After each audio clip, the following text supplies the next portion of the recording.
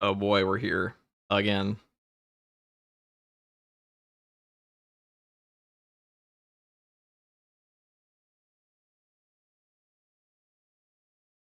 My game actually loads. Okay, well, today you guys get black screen for 5 minutes. Hold on.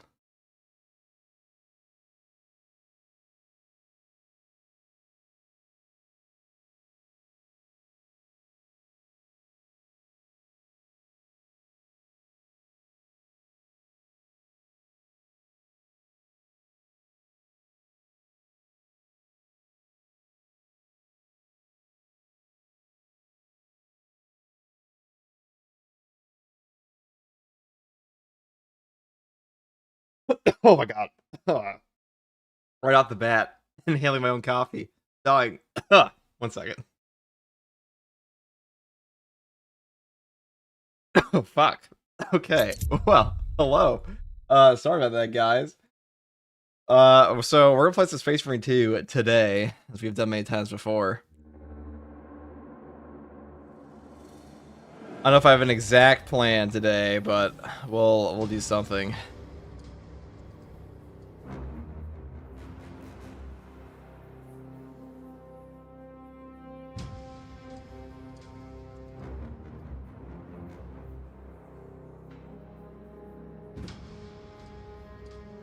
To hear.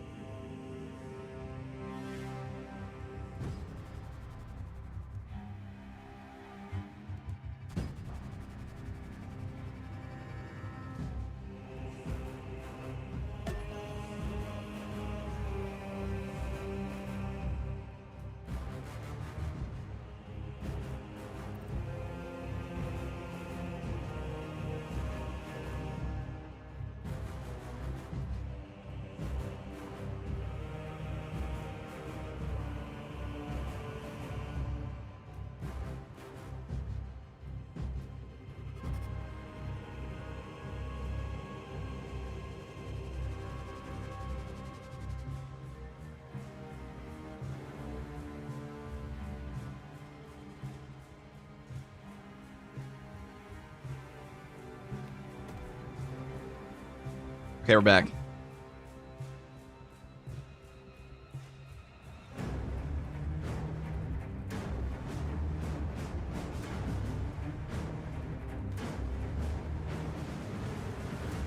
I'm gonna pin that.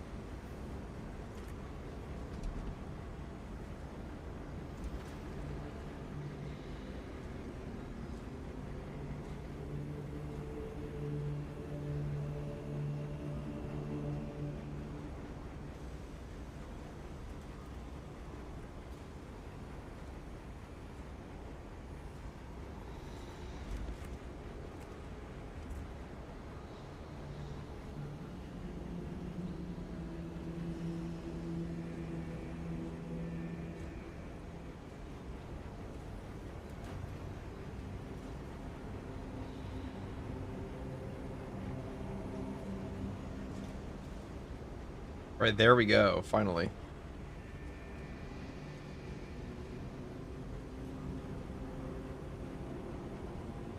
Good morning, hello, guys.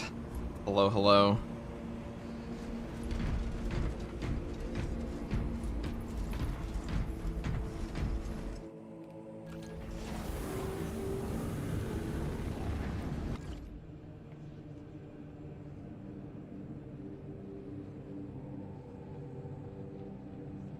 The 85 stream watch streak, that's nutty. Alright, today we're gonna be playing some, I don't even know what we're gonna play. Normal heavy plasma? Could do that. bit of multi-melta, mayhaps.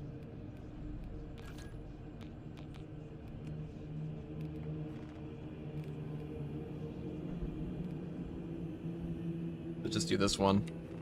Could go full damage on this shit. What's up, Diesel?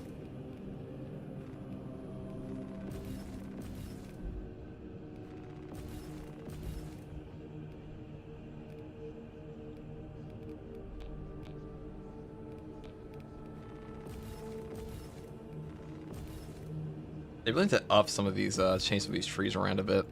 They are pretty limited at the moment. We'll just take additional supplies to have more ammo.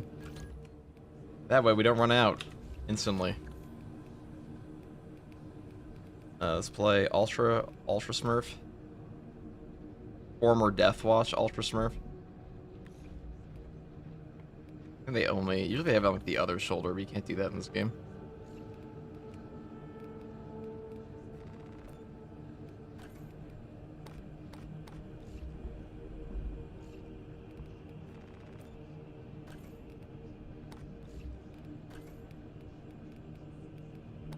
Right, there we go. Perfect, perfect.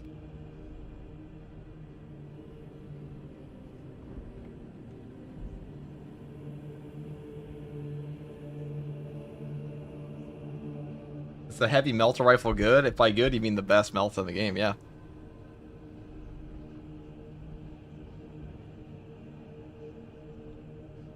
What's up, Charles? Okay. Let's just do some plasma gaming. Why not? Where are we taking it to? We could take this shit anywhere we want.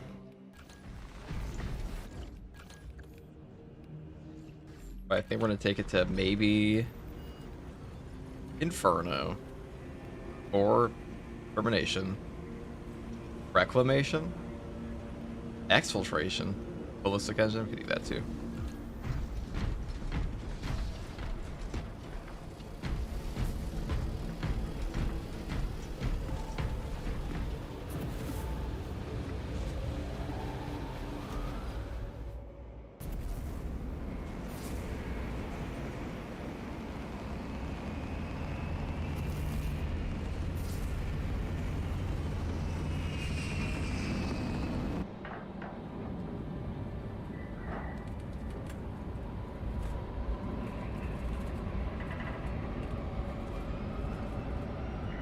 Play with your fans. We do that sometimes.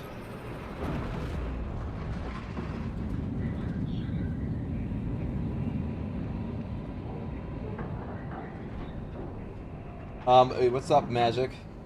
How you doing? Your mission is to use the stored promethium in the refinery to destroy the enemy swarm. The Cadians were tasked with providing assistance. First, proceed to the Cadian outpost and establish their fate. Does this mean why is the stream a very small square? Well, it's called the vertical stream for a reason, because it's a vertical stream. It's on the shorts, it's a short stream. The main swarm has entered the blast zone. Captain Akaram will coordinate our efforts on the box. Taking up Overwatch position. There we go. Very nice.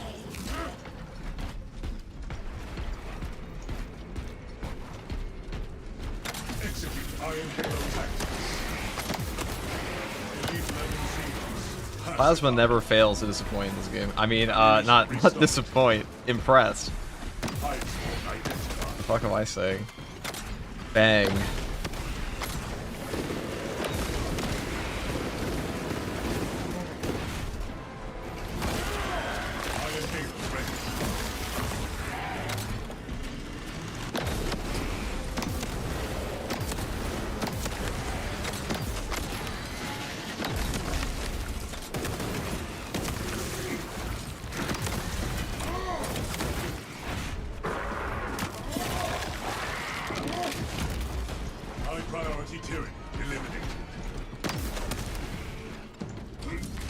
Right, no relic there. Bang. This guy. Now this area can be a bit of an ammo drought, so we're gonna be a little careful.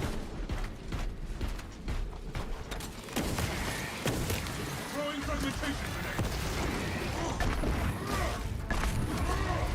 Iron Halo online.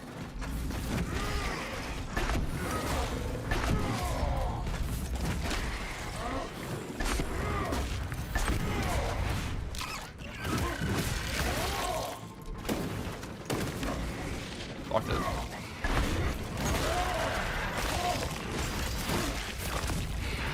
Specialized bioform neutralized.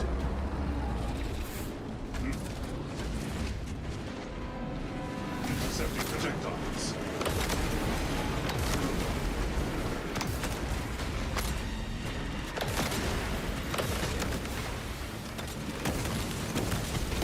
Suppress any Tyranid unit. We are gonna run out of ammo so fucking fast here.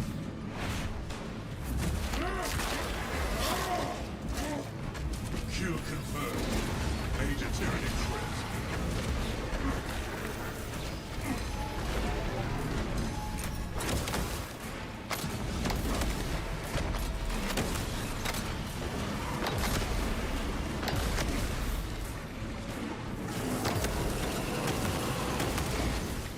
Alright, please give me a... Alright, did do that. Oh, actually did. Okay. Rather beneath our boots.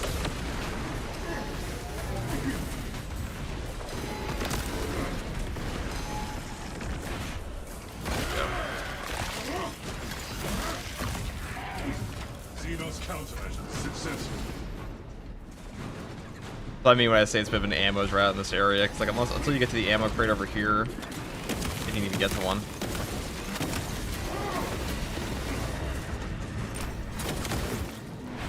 Alright, I'll give us some. Enhanced tactic ready. Zone from class 2. Use caution.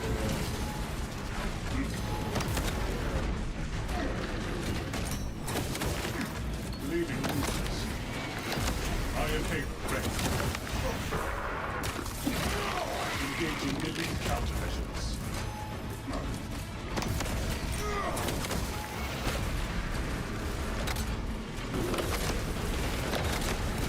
Specialized bioform neutralized.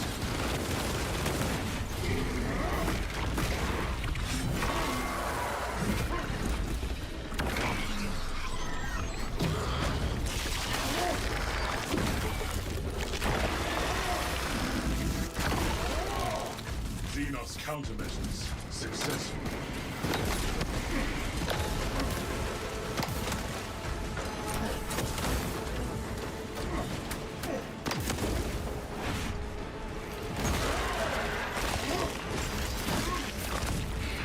Kill confirmed. Major Tyranid threat.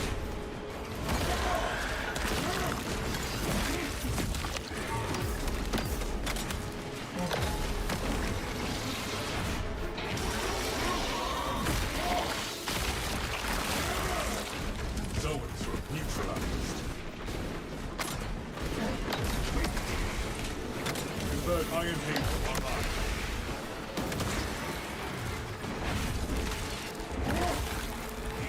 Let me ask, are there 3 times more enemies with the bots? No. The potential enemies are the same, and there's like a lower chance of spawns on...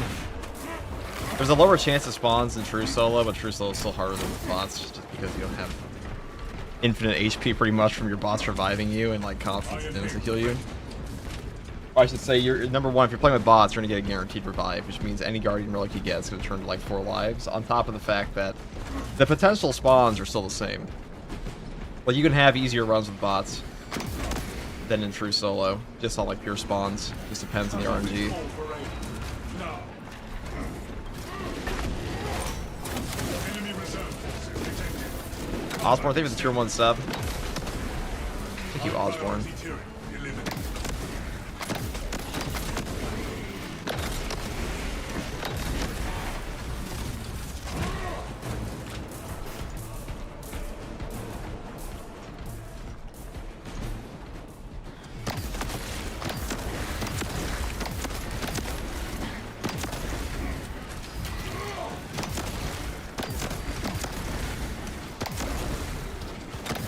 Is there even an ammo box? There wasn't checking. No.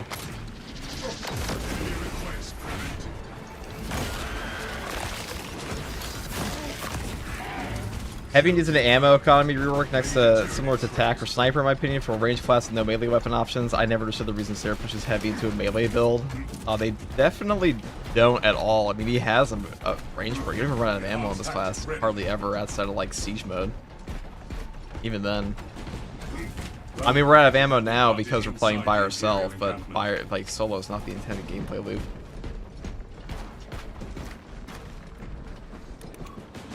You also have a ammunition restore perk. You have multiple builds into your weapon and your actual class perk tree. I hear no signs of battle. No life signs detected. Talassa, you need to acquire. Heavy, I would say Heavy is anything but push into a melee build. Melee builds are pretty shit for him. Source one from any soldier you see, alive or otherwise. I am here, ready.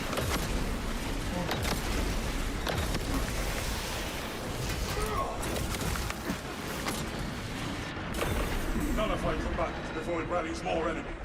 Contaminant causing bodily distress. Reduce alien bioform presence to 0. We get back, we're in full ammo off of these guys. Or in a second roll.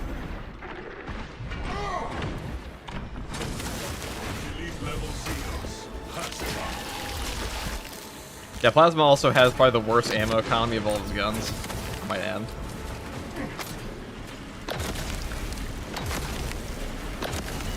And we're also using the rate of fire variant, which is not going to have a...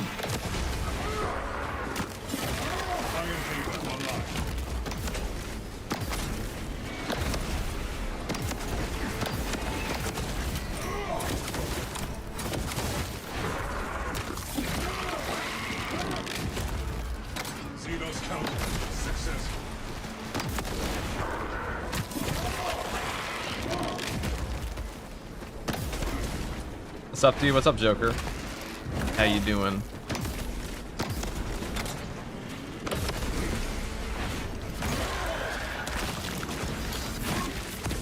If I am the first to find these codes, you should expect a reprimand.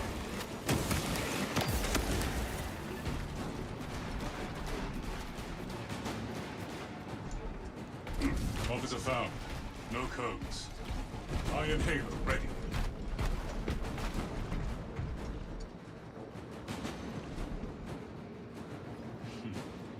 Slow and our search was successful, Captain. Proceed to the Prometheum Refinery and complete the demolition preparations. We can grab a sim over here. There's like a box.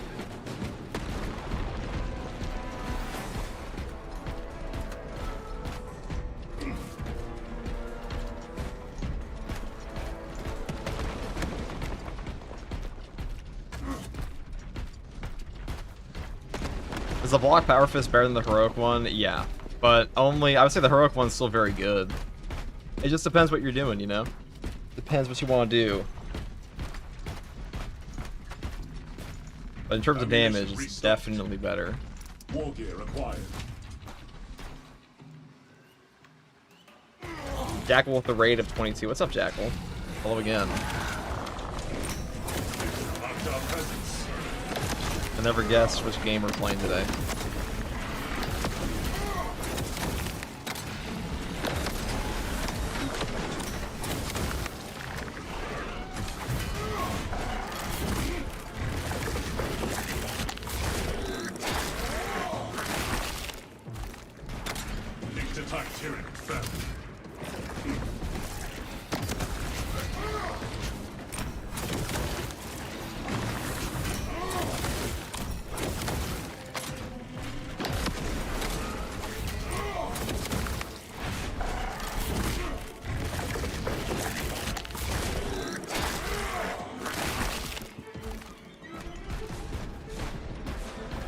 You get full ammo by yourself when playing with extremists, but when playing with others, everyone wants to go for the execute, taking the ammo away. Dude, I don't think I've ever... I can count maybe on like one hand how many times I've been robbed of an execute while like I'm fighting as a heavy. And also, if you have two teammates with you, guess what you're gonna need less of? Is ammunition, because they're doing damage too. for next encounter. Enhanced tactic ready. At least let the ammo regen on straight kills of extremists versus melee kills / executes. Dude, a heavy's ammo economy is just not that bad. Like, it's just not that bad. It used to be, but like now he has auxiliary reload, and even without that, you have built-in ammo regen into your actual weapon perk trees. Like decisive reload is a perk on the Multi-melta. He also has ammo economy perks built into his tree. He also has ammo perks built into his tree. Like, maybe the only place like he really runs into ammo issues is like the highest waves of siege, where it does become very hard to maintain ammo without buying boxes. But in the game, you can find ammo on the maps. You can find them in like guaranteed spots on ammo caches. The game's RNG will give you ammunition if you need ammo when you break open a box. Like if you're like 0 ammo and you break open a crate,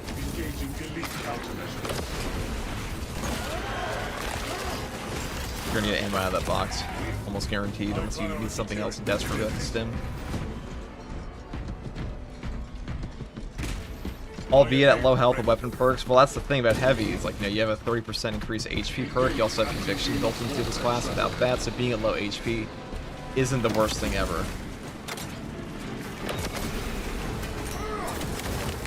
Not the worst thing ever on this class. Like, the HP we're sitting at right now, if the Sword Warrior hits me, they're probably triggering my ammo perk right now.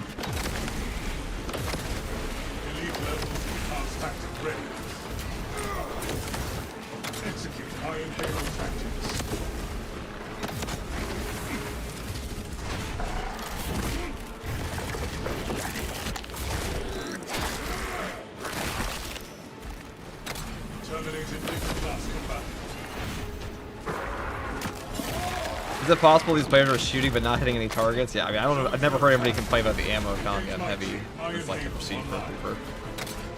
It's mostly assault in Vanguard that actually struggle with ammo in this game. Heavy's got like 4 sources of ammo regen.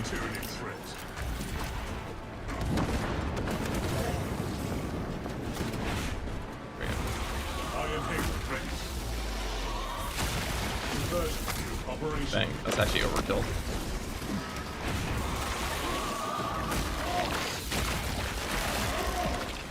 So it's all Tyranid combatants eliminated. Artillery fire. Dang. Dang.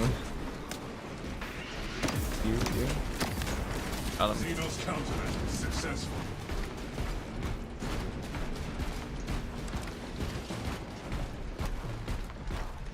How are you feeling about the new heroic knife tends to balance behavior? Well, it's not balanced, it's like a block.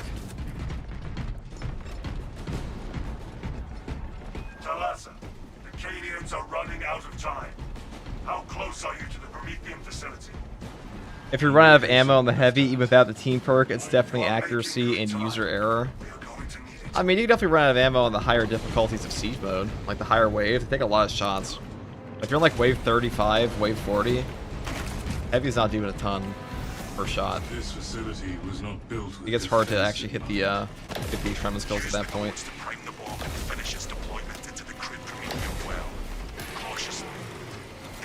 That's also something most players aren't playing in this game.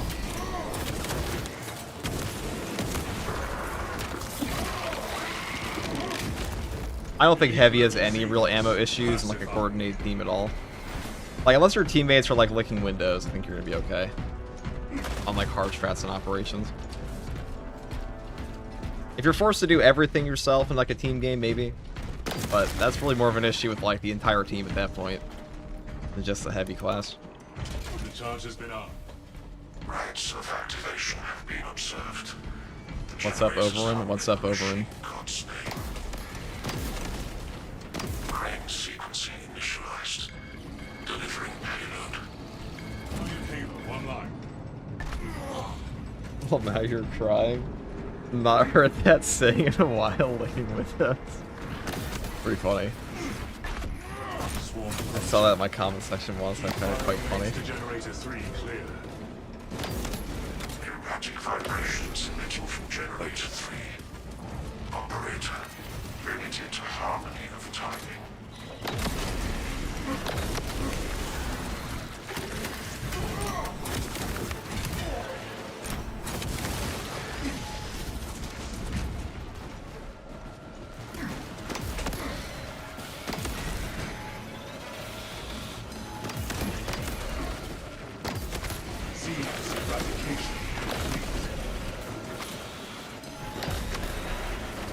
Specialized bioform neutralized.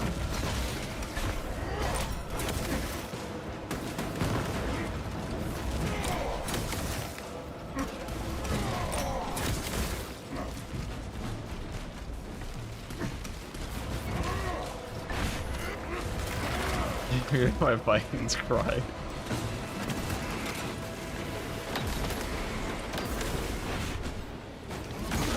Only Terra is that over, and he has to hit the over in timeline. X-axis aligned. I'm on this side as well. The hostiles are generated too. Two axes remain. I know, it's the age-old thing in video games where, like, everybody's always like, you're like, okay, well, it's a team game. And it's like, my team. My team is the problem. It's never them. It's never be the individual. It's always the team. Inbound. None of my combatants before it ranks more enemies. Enhanced tactics ready. Additional enemies incoming. Execute Iron Halo tactics.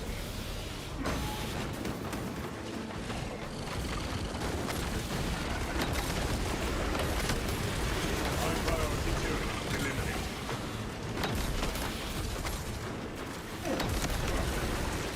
Aesthetic bombardment detected. Attention. Crane drive is jammed. So many swarm mines over here. To resume operation.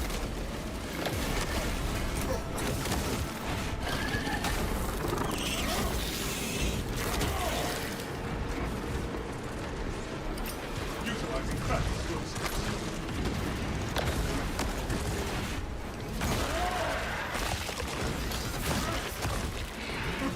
Xenos countermeasures successful.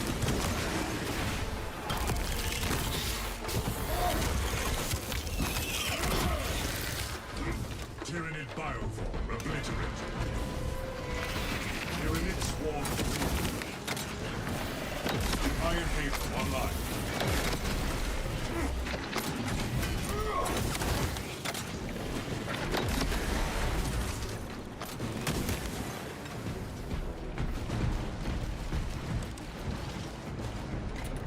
The crane required to resume. Drive train Okay. assault. Perfect. Begin the chorus of locomotion at ends. Suppress the enemy. Man, those charge shots must be so much damage. They definitely are. They do a lot. Biological incursion at Generator 1. Do not foul the machine. Do you think the heroic perk from the Thunder Hammer makes the heroic hammer comparable in terms of damage to the block Thunder Hammer? Not even close. Heroic Thunder Hammer is the best fencing option. Definitely not better than the block hammer though. But like, what is better than the block weapon in this game? Power Gladius is about it. Power Gladius, and that's a weapon that outcompetes this block variant because Agile Strike is just a ridiculously powerful effect. It's also fun to use. Divine precision. It need only descend into the well now. Swarm spotted. Oh, whoops. Headed toward Generator 4. That's awkward.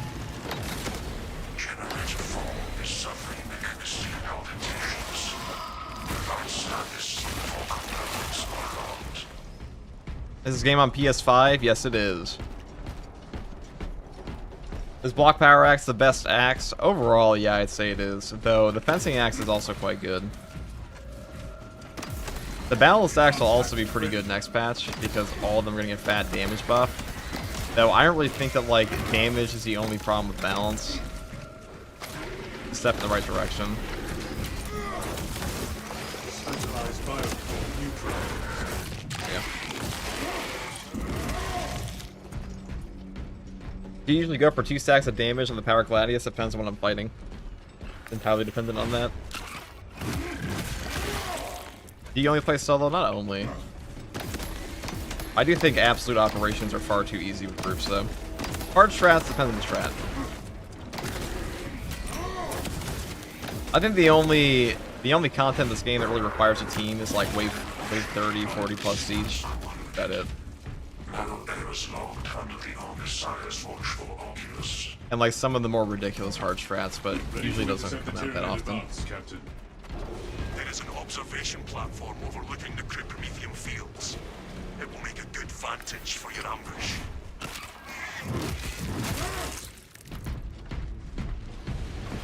Iron Halo online.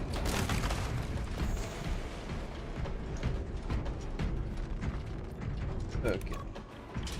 Best chatter in FCG 2026. What's up, Oberyn? I know we're on that Oberyn timeline. Deploying crack grenade.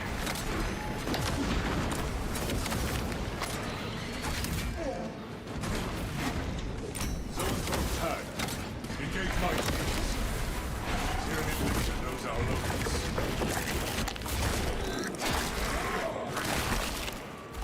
You. Hunter destroyed.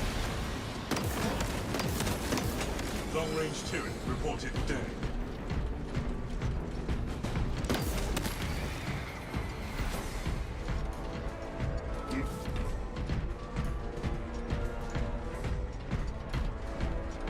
I know, as Assault, I feel so squishy. Assault's one of the best class, a top-tier class in this game right now. I mean, he's squishy in the sense he doesn't have damage reduction, but your ground pound is your damage reduction pretty much, because it one-shots most enemies and puts them to execute, and also just gives you back CHP on the landing. And it also pretty much makes you invulnerable the entirety of it. Just to get out of jail. It's a get out of jail free card. That's where most of the, I would say that's where like 90% of the skill cap in that class comes from, is just managing ground pound. The class itself is not that hard to play.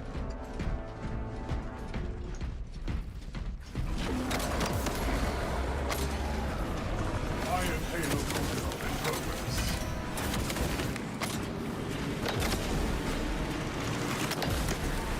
Elite level Xenos. Passing up. Suppress elite Tyranid unit. Obi. Throwing crack grenade. Oh. Tragic. Tragic.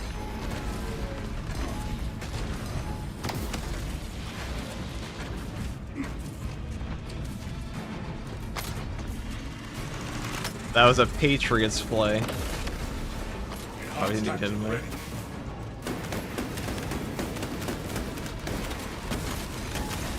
Intercepting projectiles.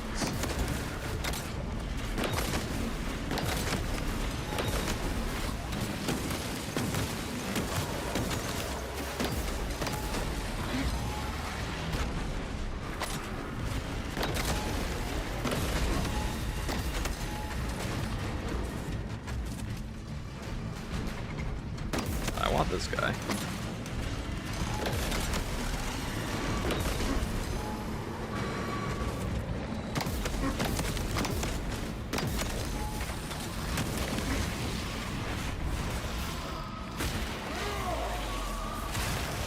Xenos psychic unit wiped out.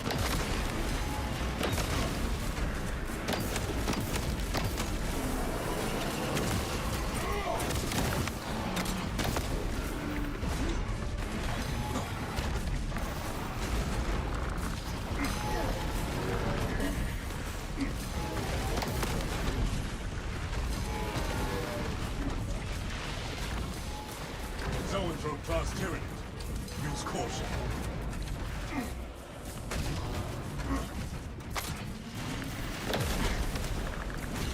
Xenos displaying evasive behavior. Iron Halo online.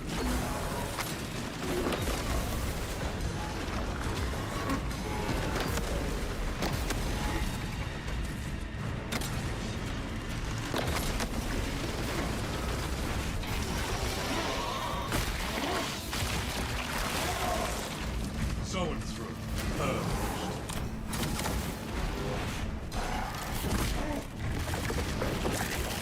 Hope for a Steam sale soon. Would like to get this game. It's probably gonna come out on the TECHMARINE update. Planetary class Tyranid eliminated.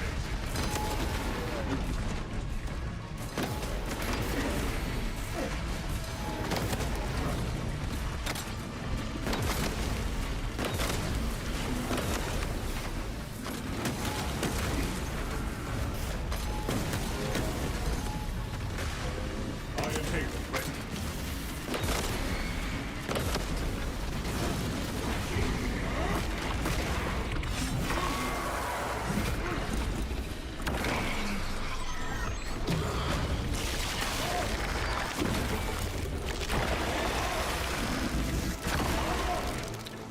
Iron Halo online.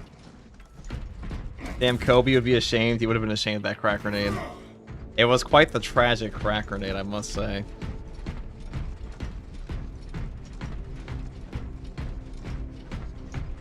Also, hello there, Consort Light. Wow, 4 mines just for me. Stock grenades. I'll keep the cracks. I'll keep the crack grenades. The crack grenades. Run distraction efforts as long as you can. Your plan is sound, brother. What game is this? This is Space Marine 2. Will be broken. The sequel to Spaceman 1.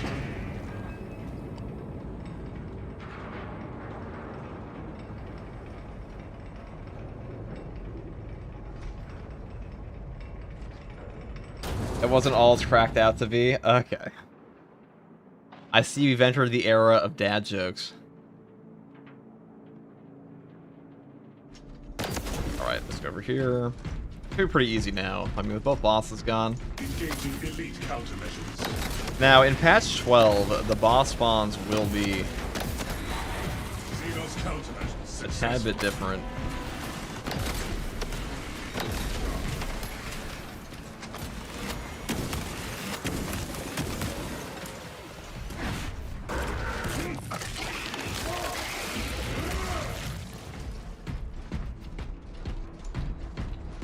This position is defensible. Somewhat. Arms tactic ready.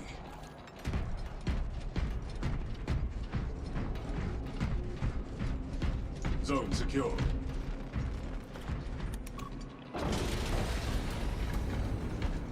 Okay. The enemy comes, Captain. But we are prepared. Dig in. We need that bomb triggered for optimal. Hello, what's up, Ember? Orbital scan What's estimates this? the bulk of the swarm will Hey, not SCG, be do you build the positioned perks for out for the fire. regular plasma, same as the heroic one on heavy? A little bit different. I posted a build on the heroic plasma like yesterday. If you're curious, but I usually go for ammo on the heroic plasma because that gun is like desperate for ammo.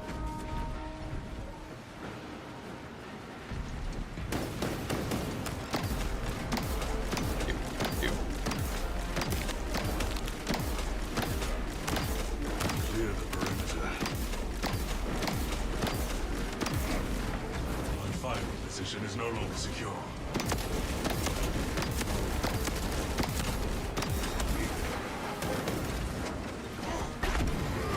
The bulk of the swarm is continuing along the protected path. Kobe. Continue holding. Oh, fuck. Round 2, we got round 2.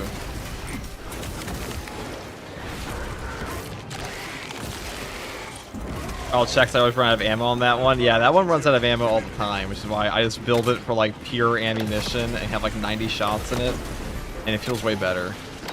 Though you do kind of have to give up heavy immunity for that, which means you take strategic stand, which is not the worst thing ever, but I can't say it's epic. Alright, you were about to be Kobe. Utilizing crack explosives. Going for tag. That wasn't a very Kobe shot, but nothing. Zone throw. Removed from combat. Your orders. Urge alien, but we must defend another front.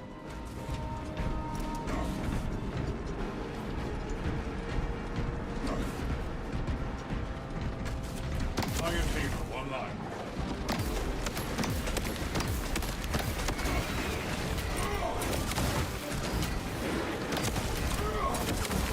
Conversion field operational.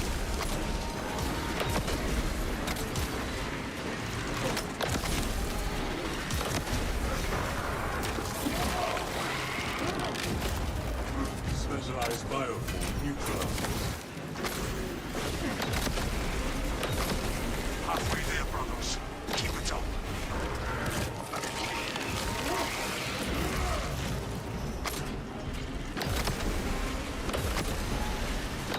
You're in its swarm field. An open new enemy prevented my fire.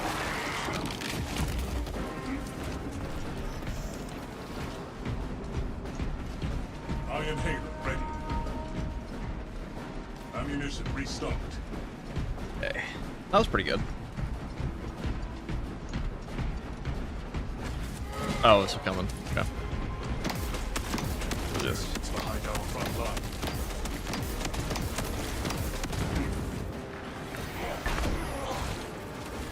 Yeah, maybe we'll do like a melee build and heavy next. How about that? Be ready for my mark.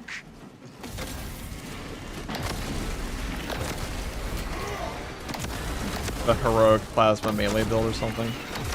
That could be kind of fun. Rigatoni Phony at the $2 super chat. I'm new to the game. Any quick tips for Bulwark? Okay, so on Bulwark,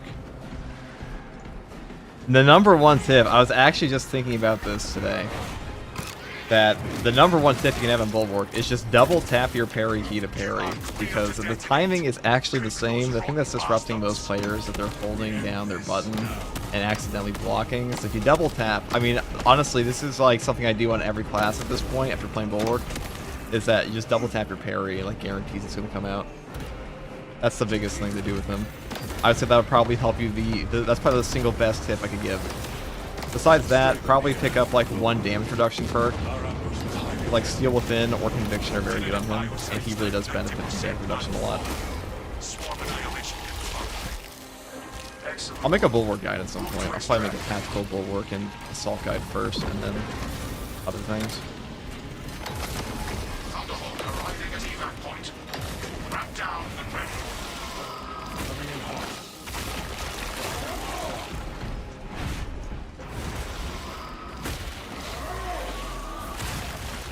Long-range Tyranny reported dead.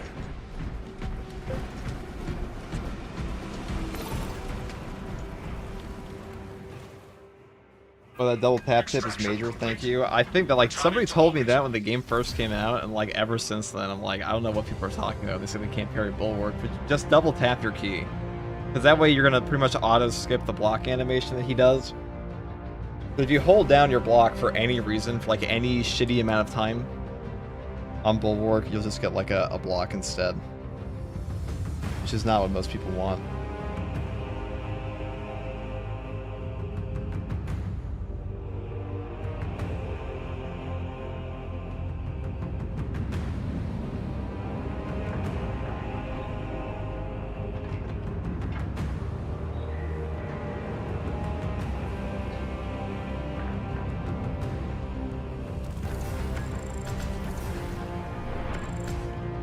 $70,000 damage, okay.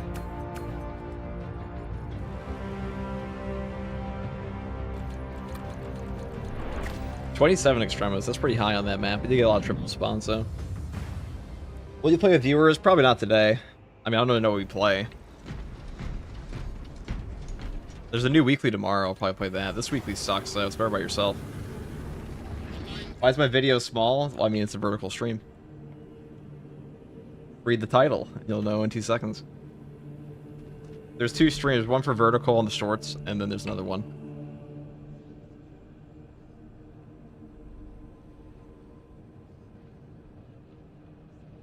Okay.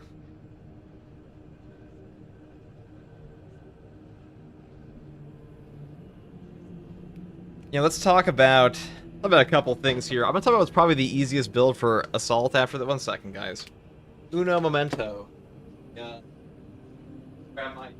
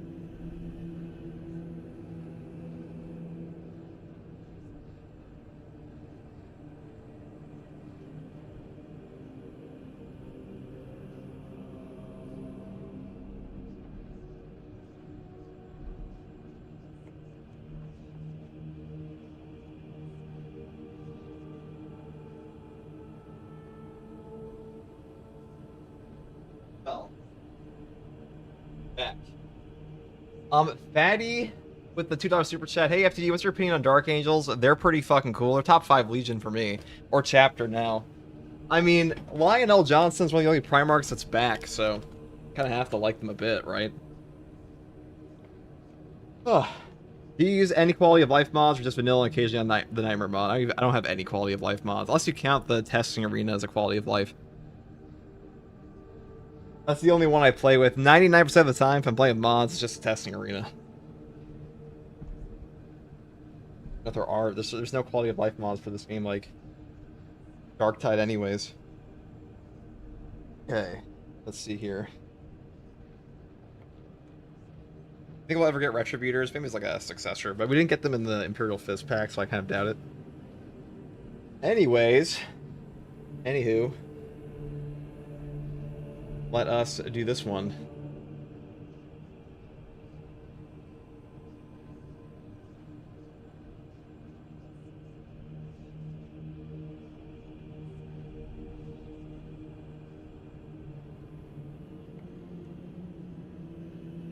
The most recommended mod, testing arena mod. The only one I play with. That or difficulty mods, if you like that. Okay. Hey guys, first regards when here, and I'll be talking about what is probably the easiest assault build in the entire game, especially to push hard stratagems against Tyranids with the Heroic Power Fist. Now, the Heroic Power Fist is an absolute gunstrike machine. The heroic perk effect here is called Follow-Up Shot. Performing a finisher marks a nearby majority level or higher enemy for a gunstrike. Light attack damage increases by 200%, but charge attack damage decreases by 50%.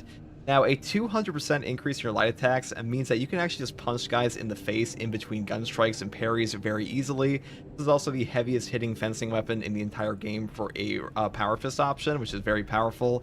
Much better than the Relic Tier option, in my opinion, and for the most part, if you take the perks here, Armor Reinforcement to get armor back on non-finisher gunstrikes on top of gunstrike damage options, you have a very hard time dying in this game with this build. That's what we'll be talking about today. Now, the main thing about this weapon is that you just build it the same as every other Power Fist, even though you have 50% reduced charge attack damage, because number one, the charge attacks on the Power Fist, the best part about them is their range attack, or like the range component where they go like 20 meters out, which is a very strong effect. And that is still the same here, so really good for that. Now, first perks, Perpetual Strength, moving here into the perk Heavy Preparation. Heavy attack preparation times reduced by 30%. You just take this perk because the perk up here, Swift Recovery, just is not that strong in this game. And really the CHP recovery on the heavy attacks on this weapon still sucks at this anyway, so just pick this one up because getting more heavy attacks is just better. Next perk here is Perpetual Strength. Perpetual Strength for a 10% melee damage increase. Then I pick up the perk Focus Intention. When your health is below 30%, you will take 50% less health damage while preparing heavy attacks. This is one of the best damage reduction perks in the entire game, and the Assault class really doesn't have a damage reduction built into his base kit that much, so it's actually a very good option for him as well. And the next perk here is Tide of Battle. Power wave forward distance increases from 4 to 8 meters. Now, this perk's description is actually incorrect, because what this actually does is it ups your meters from 10 to 20. So the range of your Power Fist heavy attacks is just ridiculous with Tide of Battle. It is one of the best options in the entire game for this weapon, and just pick this one up because otherwise your heavy attack range kind of sucks. Now, next perk here is Strength of Will. Up here into the perk Following Blow. Back Fist and Back Fist 2 can be performed instantly after a charge thrust jab or hammer hook. This is much better on the block variant of the Power Fist because that one actually helps out breakpoints. Here you're just kind of getting like some extra stagger and stuff like that, and occasionally an execute. Still pretty strong, just not as good as like the block version. And the final two perks are Combo and Majora's Slayer, which are pretty decent and pretty much the standard for any Power Fist option. Now, for the secondary, I do take the Retribution's Request Heroic Heavy Bolt Pistol. This has the highest gunstrike damage in the game, and we are a gunstrike build after all. And the way I set it up is like this, going through Divine Might, into the perk Perpetual Penetration, Increased Capacity, Extended Magazine, and Death Strike. After killing a majority level or higher enemy in melee combat, you will deal 25% more damage for 10 seconds. This perk will also trigger off a melee finisher, not just a melee kill, so keep that in mind. A really good option overall to up your damage, and much better than the other option, which is just, you know, a maximum spread decrease up here. So I would definitely go down the bottom tree. Next perk here is Great Might, moving here into the perk Strong Start. And then I pick up the perk Able damage. After using a class ability, damage increases by 20% for 10 seconds. Now, a 20% damage buff on using your class ability is super nice for Assault because you will cycle your jump pack all the time with Zealous Blow. Really good option here, a really powerful synergy with the Assault class in general, and on top of that, this perk will simultaneously trigger with the other perk for a 50% range damage bonus on ample ammunition, give you a 70% buff on every single jump pack, so really good for that as well. Now, the final perk options are, of course, Home Precision up here into Gunstrike Reload, into the perk Tactical Precision for a 20% buff to your headshot damage, because this perk is just a free damage buff, in my opinion. Headshots are all that matter on this weapon anyways, so just pick this one up. Now, as far as the Heroic perk effect is concerned, No Help Is Coming is a partially bugged perk in patch 11. This one says, shooting an enemy through least from status stops for conf reinforcements, and headshots will kill in one shot. Now, at the moment, this perk does not work on body shots at all. It will only work on a headshot to one-shot guys, which is pretty powerful, but in patch 12, they are fixing this, just keep that in mind. Though I will say, this perk saves you a ton of ammunition no matter what, because even though your base magazine is 6, and your base ammo reserves are 48 in this weapon, being able to one-shot a reinforcement calling guy will, number one, stop the reinforcement call, and number two, on hard strats and like lethal and above, you will run into enraged enemies, and anytime you stop a reinforcement call, that enemy will go enraged and get a full HP heal, so you're also removing them instantaneously. So really good option there. And I will also say, if you want to take the ammo variant of the Relic Heavy Bolt Pistol, you can do this too. This is way better for ammo economy, but I just prefer this one overall.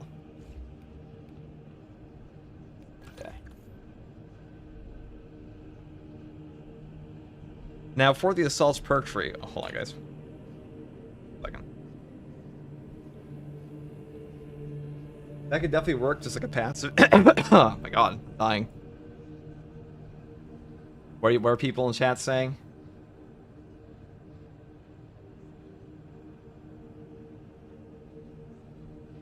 Okay. We're dying, chat. Do I like trains? Dude, I'm not an Iron Warriors fan. How would I ever like trains? Okay. Assault just has way less bails like other classes. It definitely has like one of the best bailouts in the entire game with a jump pack. Or even on about. Guys, Assault is an S tier class in Space Marine 2. It's not even up for debate at this point. It's not even that hard to play. Tactical, I'll tell you which class actually has 0 bails in this game, okay? It's this class. This class is way harder to play than Vanguard, Bulwark, Sniper, Heavy, and Assault. This is by far the hardest class in Space Marine 2 to play. Like, we're actually just capping at this point. I'm just saying, Assault has... The proof is in the pudding. Assault has done things that no other class has done because no other class can do them. Assault is B tier, not gonna lie. We're just trolling at this point. Based on what? It's definitely not based on anything the class has actually done. Assault has the record clears for Hard Siege, which is the hardest game mode in Space Marine 2's vanilla currently. He has the record clears for Hard Siege. He's clearing Nightmare mode. He has true solos on everything. He's one of the best classes for hard strats. He's the best for solo and group siege. It's not even a question. He just is the best. He just is one of the best. He's an S tier class. It's just an S tier class. Assault class simp? Or this is obvious rage bait. Rage bait, Genjutsu of this level doesn't work on me. Okay, we're talking about pure CHP recovery. Now, someone else is saying other things. On CHP recovery, he's still good because he one-shots guys. Like, his CHP recovery doesn't come from a secondary. I mean, he has plasma, which means he just instantly recovers all of it.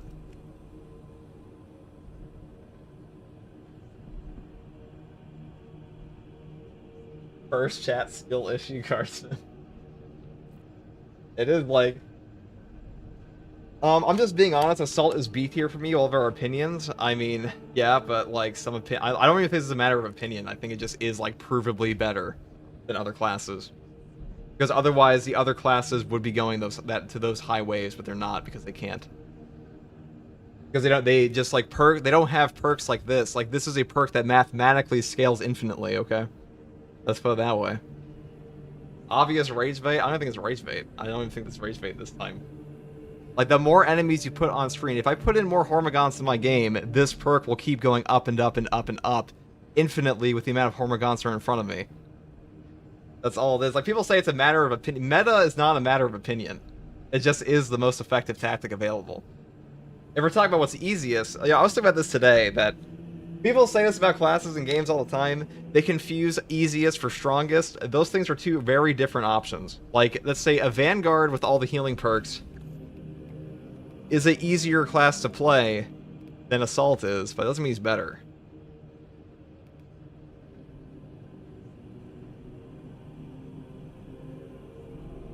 This is like one of those 40k Joe Rogan memes on YouTube, pretty much. Oh, God, I'm gonna grab some coffee.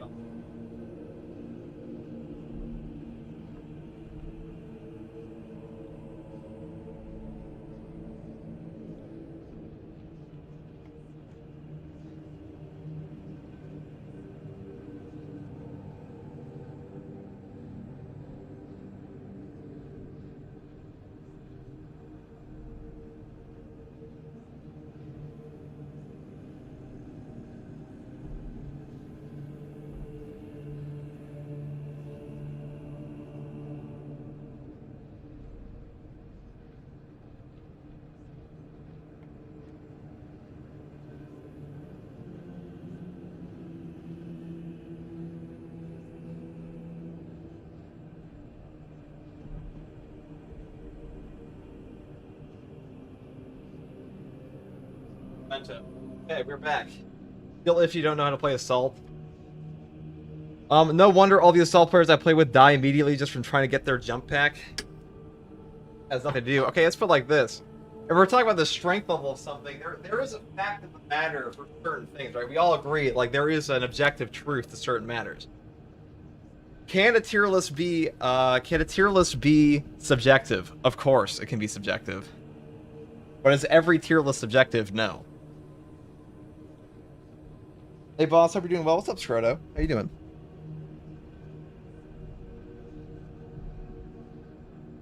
Hold on.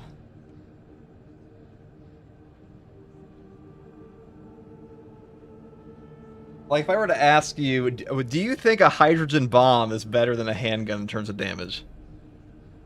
Like, obviously, yes. Why do you think that, though? What makes you think that?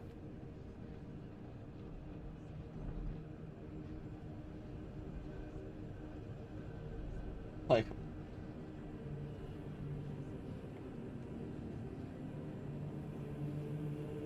that gets some really good perks early. He definitely does. Assault doesn't feel better until, like, a higher level. Max, Assault beats Battlestar Galactica. You doing a tier list today? No, not doing a tier list today. Nothing's really changed. I mean, I could do an updated tier list, but let's do that next batch. Okay. Still not paying PvP, you cowards? You still haven't paid me, dude. What do you mean? The prerequisite was clear.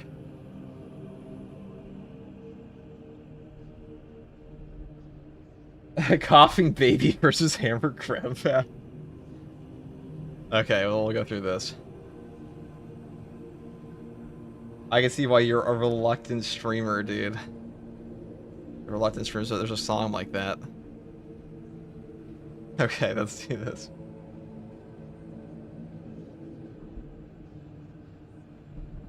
Okay. Now for the Assault perk tree here, I do take Armor Reinforcement first. A non-finisher gun strikes restore one armor segment. This perk just scales up tremendously against Tyranids. It is such a good perk to avoid damage, and definitely good for newer players, and really any gun strike build. Mainly because any amount of armor remaining in Space Marine 2 will reduce all incoming melee damage to 0 even from bosses, so against Tyranids, this comes out to a tremendous amount of potential damage not being taken, which is really good for us. Next perk here is Defense Mechanism. Contested health fades 50% more slowly. One of the hardest things in Space Marine 2 for newer players to deal with is the CHP system, because it is a pretty short window to actually get your contested health back. So having a bit more leeway on that does help newer players when, like, they're initially learning the mechanic, and really any player, because there are moments in Space Marine 2 where, like, you will get staggered, you will get knocked around, and being able to have a slightly longer window on that will just let you get HP back you would otherwise lose. So a pretty good option there too.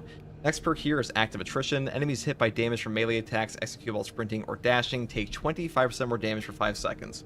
This perk will apply a debuff to the enemy that will also boost up your gunstrike damage, and we are a gunstrike damage build here, so pretty good for us.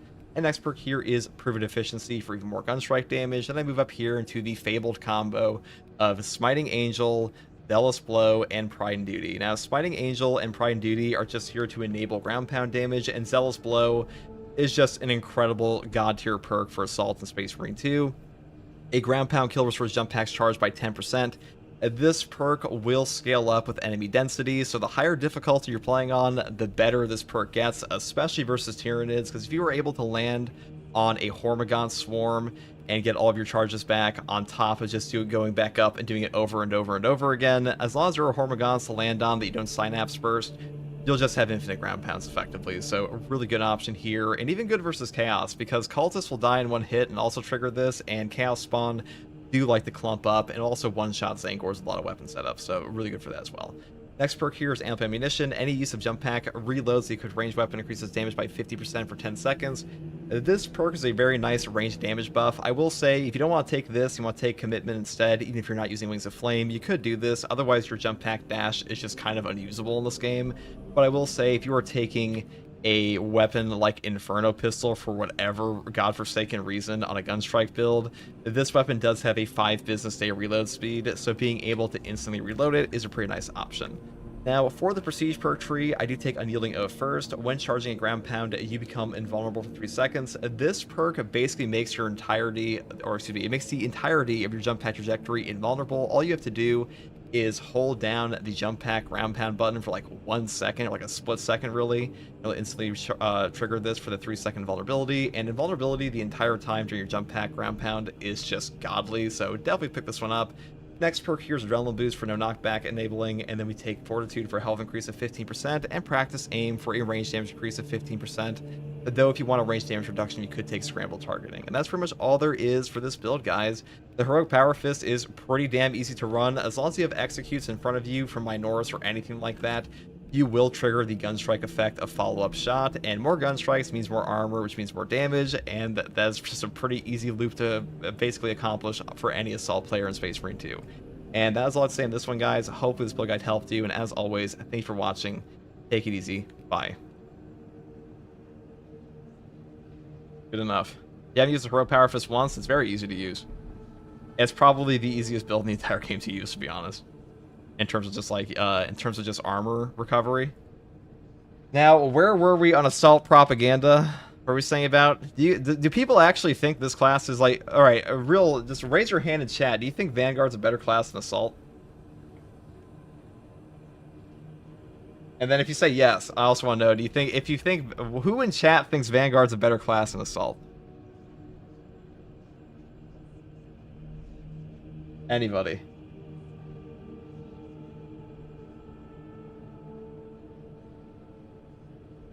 I put this out as a poll to rage bait myself the other day. Me? Why do you think Vanguard's a better class? I have curiosity. What do you think makes him better? Not anymore? Because I put out a poll for this the other day, and I was like, what do people think stronger? People are like, oh, Vanguard has healing perks. And I'm like, the funny part is, the best build for Vanguard's something like this. And doesn't even use his healing perks at all. Better not be one hand. Vanguard's your favorite class, but it's not better.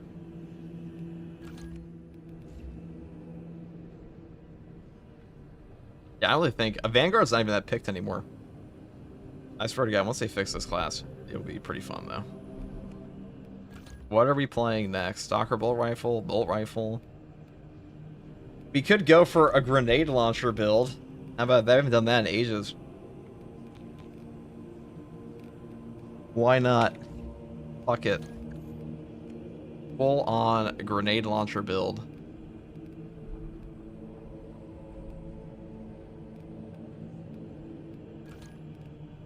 Take Acuity. We'll take Skilled Supplier. We'll take Fortitude. We'll take Spare Power because no, we won't even take that.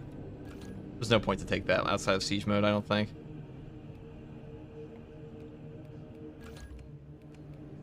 Do we even need Emperor's... Do we need Emperor's Vengeance on this? Probably for grenades, otherwise you don't really get any back. It's launcher time.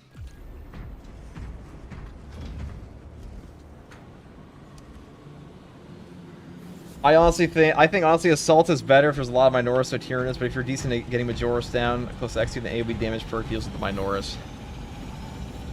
Well, the hardest part of Space Marine 2 is the boss fights, which Assault is way better at.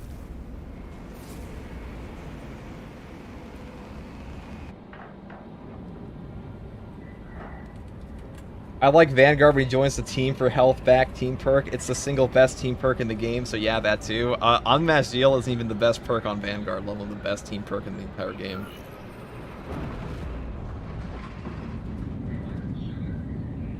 Unmatched Zeal isn't even the best perk on Vanguard. What the fuck are we, what is this? What is this nonsense I'm reading? Secure Stockpile is a way better perk than Vanguard's team perks. Also, Vanguard's best team perk, Inner Fire, got nerfed. It's even worse now. Those sectors is a lost cause. That's not even the best build on Vanguard. Collateral damage, so we need a more targeted approach. We actually might get cooked here. This This is what I mean. Like, whenever I hear Vanguard propaganda in this game, it's always people yapping about the healing perks. And, like, those aren't even the best perks on the class. What's better than Unmasked Zeal? Secure Stockpile, #1. It's a way better perk, which is why it's used in the hardest content. And Unmasked Zeal is not touched at all.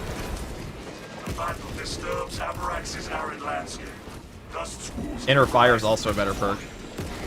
Conditions obscure the path. Look for the flashing guideposts.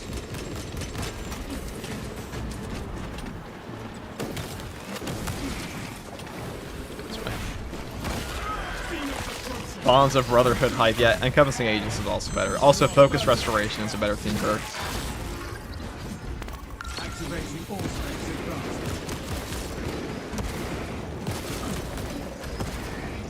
Focus Restoration is fucking top 2 team perk for sure. The only one I'd say it's actually better than that one is the Secure Stockpile.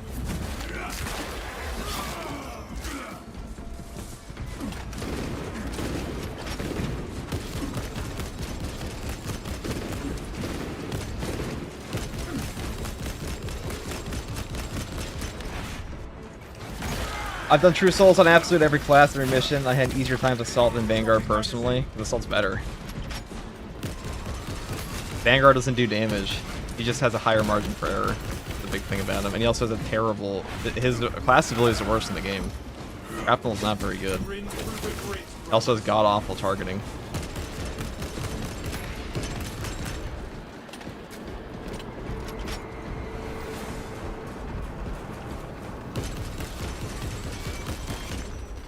I mean, there's a reason that Vanguard's the only class in Space Marine 2 that struggles past, like, the struggles to seriously go past Wave 20. When classes like Bulwark just first try them very easily. On Siege. It has no fucking damage. All its damage comes from one perk combo. I reached Wave 38 with Vanguard. Well, Assault goes to like Wave 50, so...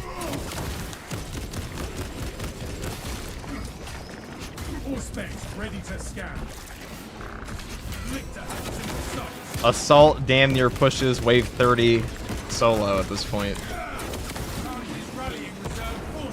Pretty close for the triple boss spawns at the end.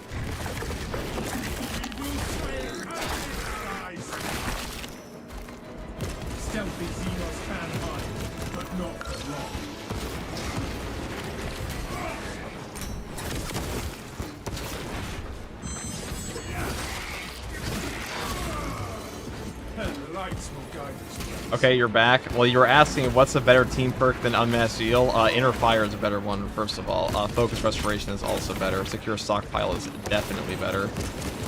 I mean, all healing perks do in Space Marine 2 is up margin for error, so like, if you're better at the game, you're going to get less value out of a perk like that in the first place. It might be one of the... It's the best perk for new players. I mean, the best perk combo on Vanguard. Why it's not used in Hard Siege for solos. It's not anymore. Yeah, I can the tier 1 sub. Dubbings, I love when you shit on Vanguard. Thank you, Jackal. It's the sixth best. It's the sixth best class in the game. It's not a bad class. They're probably the worst class in the game currently. And like, I swear to God, it's only a class that's liked because of like healing perks. That's 99% what's brought up. It's a team perk. A lot of times, it doesn't really matter how good you are. I mean, a margin for error perk is inherently better for players that are worse, no? Unless you're bringing extra things. That's why Invigorating Icon is so good. But the thing about Invigorating Icon is, number one, it's a better healing perk than Unmasked Zeal is. It's also built into a class with way more damage, which is why Bulwark is much better.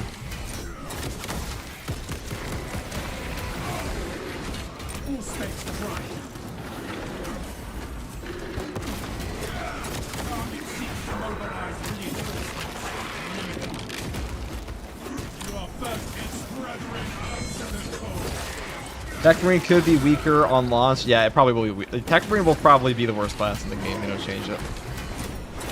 If they leave the Tarantula Sentry Guns OP, though, it'll still be better. Any tips for the combat knife? What tips do you need? What tips are you looking for, brother?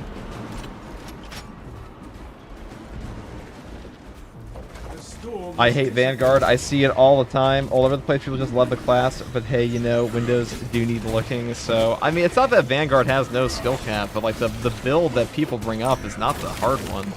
It's also not the best one. It's always like, you always hear about the healing perks from like Inner Fire with Tactical Prowess. That's the actual best build for that class. Which is why that's the build that's used to go to the highest phase of Siege, which is the hardest content in the vanilla game besides stratagems to solo.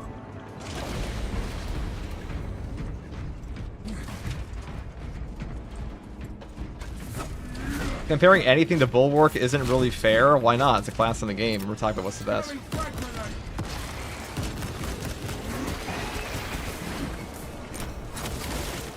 Also, Assault's better than Bulwark for Siege Mode too. There's also that.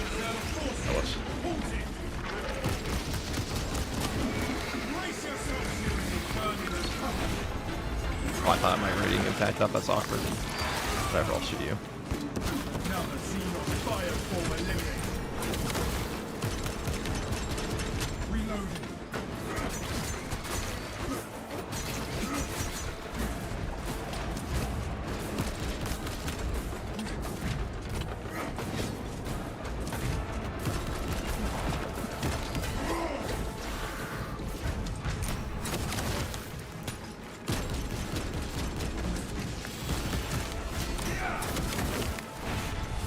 Well, it's more like some weird ego thing. People dick ride the class a lot. It's like a skill of some kind, to be honest. And again, in my opinion, I mean, it is true that like people do dick ride that class, but I don't think they dick ride as much anymore.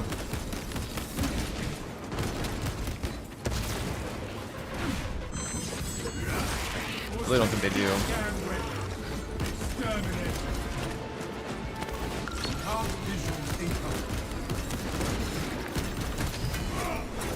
I really think it's just a case of people confusing easier for better.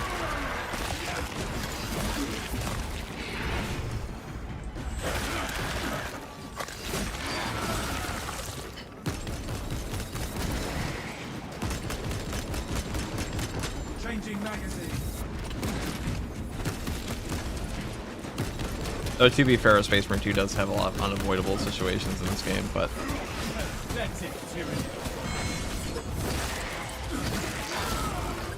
if Vanguard, I'll tell you what Vanguard really needs. It needs overcharge. It's the only melee class in the game with no overcharge perk, which really hurts its damage because overcharge is the best melee perk in the entire game, pretty much. It's a multiplicative damage increase to Hell and Charge melee attacks. I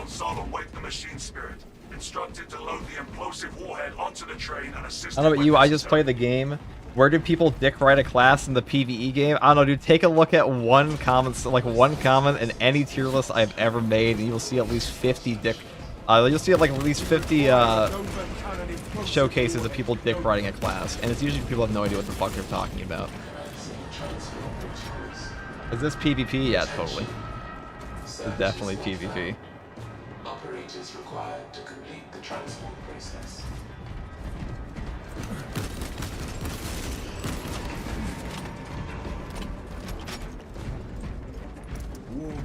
Reddit's official Discords, YouTube channels, all true.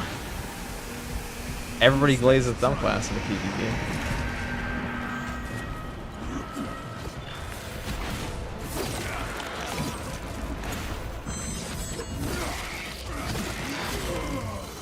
You are fertilizer now, Xenos.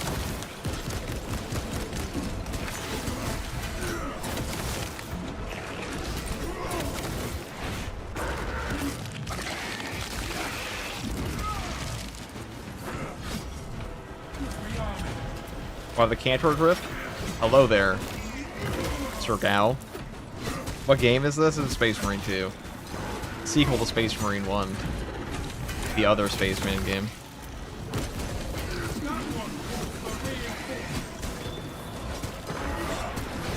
I also just realized I took the wrong build here.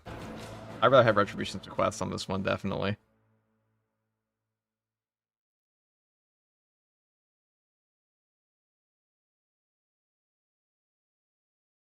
Yeah, Reddits are pretty bad for when it comes to balance takes on games. Reddits are usually pretty bad. It's not that every player that plays on Reddit is bad, obviously, because it's just not true. I also know it's definitely not true for games like Darktide, where you have some of the best players are on those Reddits. But in the case of Space Marine 2's Reddit, holy shit. Some of the posts on there have, like, genuinely no fucking idea what they're talking. I don't even know what they're basing it on.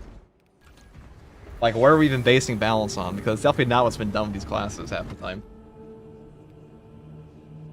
Space Marine 2, sequel to Space Marine 1, you play as Space Marine. Space Man, actually, Astartes. Ah, yes, a fellow Ultramarine 3rd Company enjoyer. I'm glad that you guys understand. You guys gonna play as 3rd Company in Total War?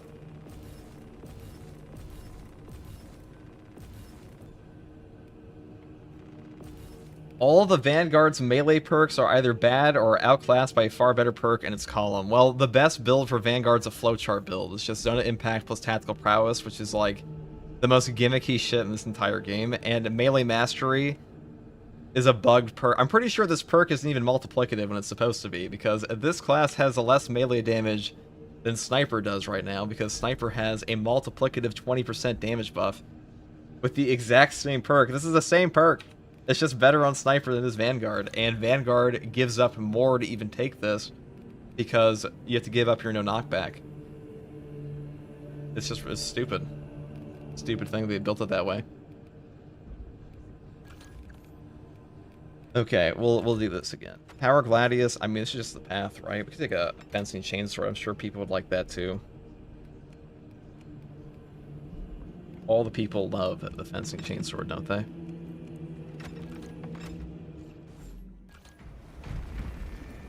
That's my point, yep. It's pretty bad. They bugged the melee perk.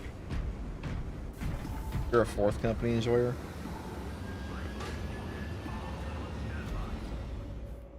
The Ankh tactical build?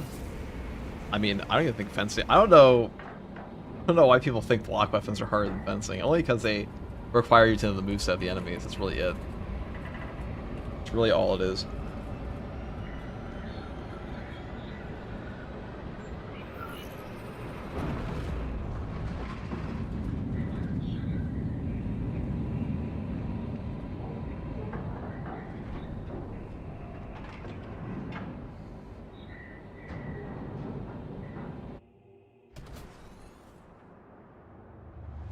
Scans show the Tyranid numbers growing exponentially within the Hive City.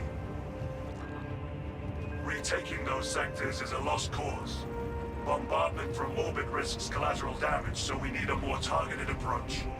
Commandeer a Nova Cannon implosive warhead from the Navy. The tactical's too soft being an Uncle class. Definitely the hardest class in the game. Also the most fixed, which is kind of funny. What should they fix on the TECHMARINE from when you played? I mean, so TECHMARINE's definitely worse than Vanguard right now, and I'll tell you why. It's because it's way too squishy, number one. It's ridiculously squishy. Its damage is not particularly amazing. And the servo gun strikes are neat, but they kind of fundamentally fall apart. The gameplay loop of that class falls apart a little bit because his no knockback perks are trash, and his knockback is also like 10 business days. So what they have to do is fix up the If they fix the no knockback on TECHMARINE to feel better, like his knockback timer, because he actually gets knocked down for longer when he gets killed. Or not killed, knocked over. That alone is going to trigger the fuck out of people when he goes out. Also, his servo gun damage is god-awful unless you take the burn perk, but like then you're not even really getting damage from your servo gun, you're getting damage from the burn. Which is also kind of lame.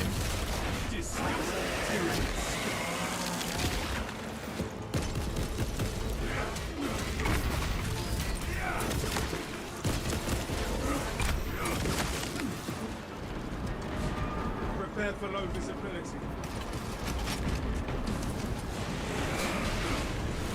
In regards to Vanguard, I think the survivability coming from the healing perks, which are cross trace, illusion, and efficiency. Oh, I mean, absolutely. Dude, guys, if Vanguard had no healing perks, 90% of the player base would be like, worst class, garbage. Crash class, buff please. That's how they talk about Assault half the time. It wouldn't even be a question. You would never have anybody... You'd have maybe like 5 people on Earth arguing with you that Vanguard's good. Or the best class, I should say. TECHMARINE needs plasma boost, that too. TECHMARINE has showcased, I'll say in general, TECHMARINE has showcased how fucking weak the bolter weapons are in this game without tactical's perks, or I should say the adjacent bolter weapons, or I should be, what do they call it, what's the word I'm looking for? The crossover weapons. Because Vanguard and not Vanguard, TECHMARINE and Tactical share a lot of the same weapons, but almost all of them are better on TAC, because TAC is a better perk tree. Though I will say the coolest thing about TECHMARINE is the fact that he builds around perks like equipment, what is it, the explosive enfilade. He also builds around equipment damage, blast radius is a really fun perk on him. He is fun. Very fun class. The storm has dissipated.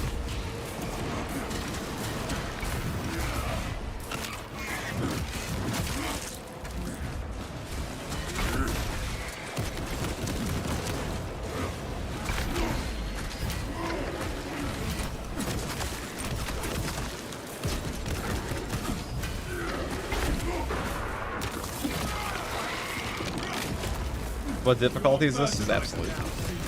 Bang. This school is as harmful as a summer breeze. There we go.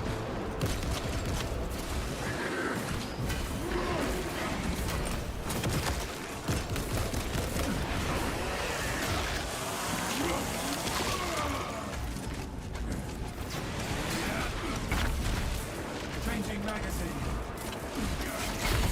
4/4 out of the servo gun damage just bug. It's not scaling difficulty as it should be. I have to ask Hypex about that. That's true. That makes sense. So there's another bug perk on that class that the servo gun damage perk.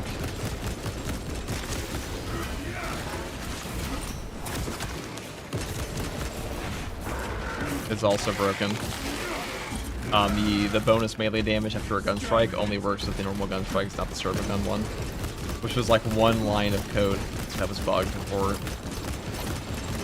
spaghetti.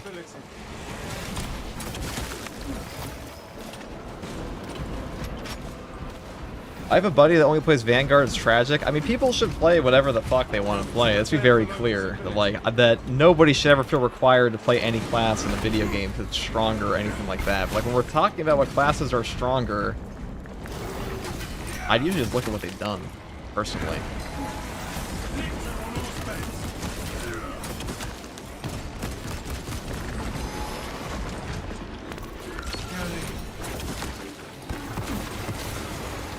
You can hide from an assassin. Reloading.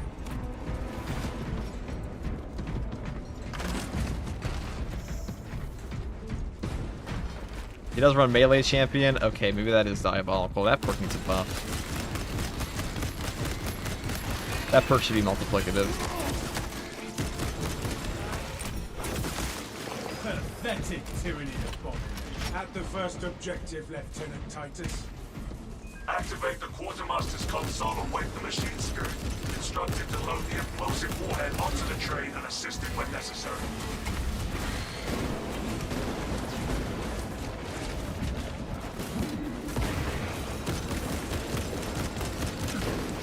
And grenades still kind of slap in this game.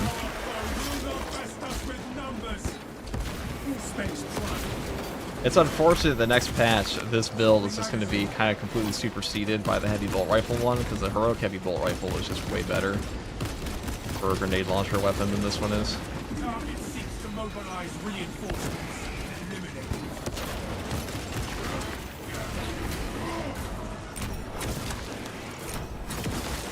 Disgusting tyranny scum.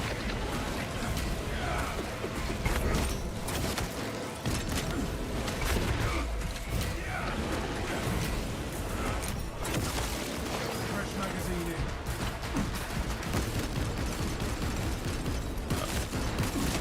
I also can't wait to see how they fix up crack and penetrate rounds. I'll say next patch is probably going to be the best patch for this game, guys.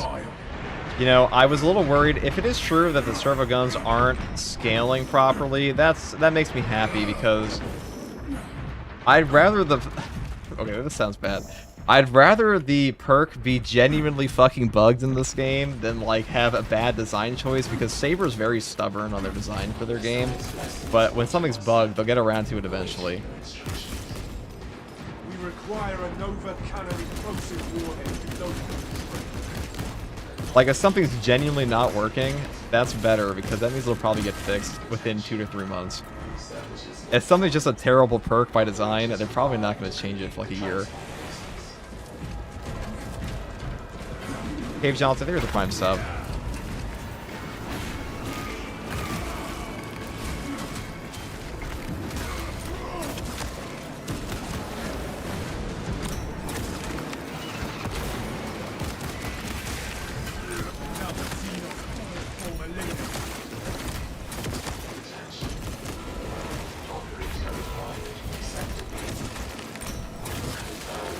Do you think they should buff or change the bolt rifle grenade launcher so it's still viable for the heavy bolt rifle heroic? Did they buff this weapon? How would they buff it? That's a real question.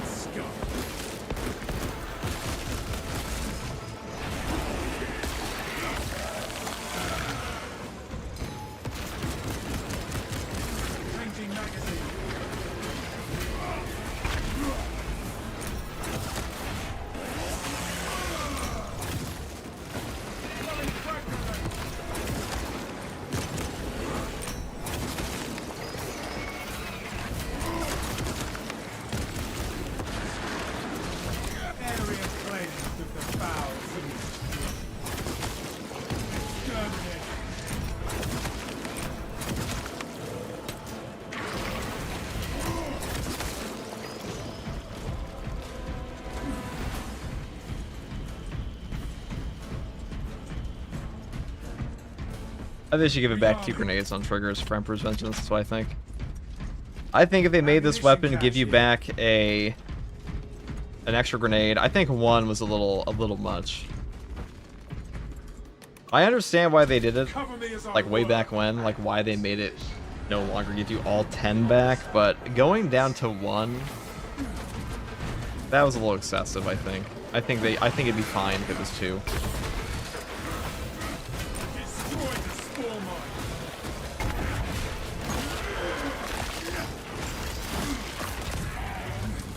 Fertilizer now,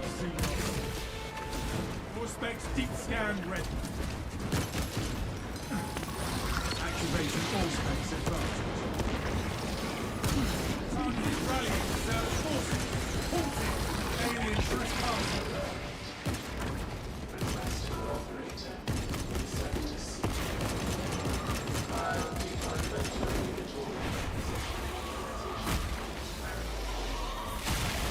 That command is as good as punched. Boom.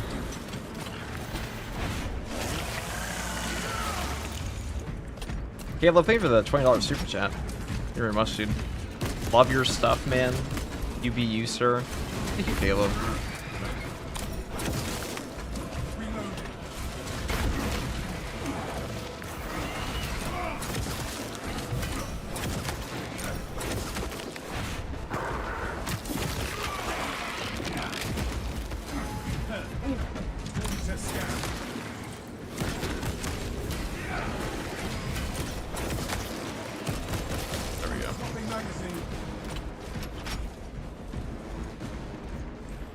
I only play sniper with the heroic bolt sniper and miss all my shots.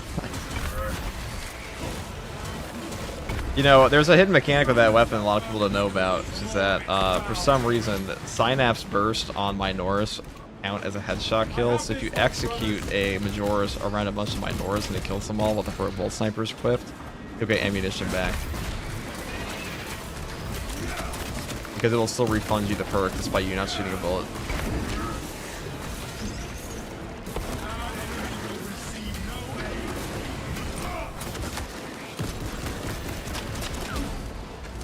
If you ever randomly get ammunition with that gun, that's why. That is the reason why.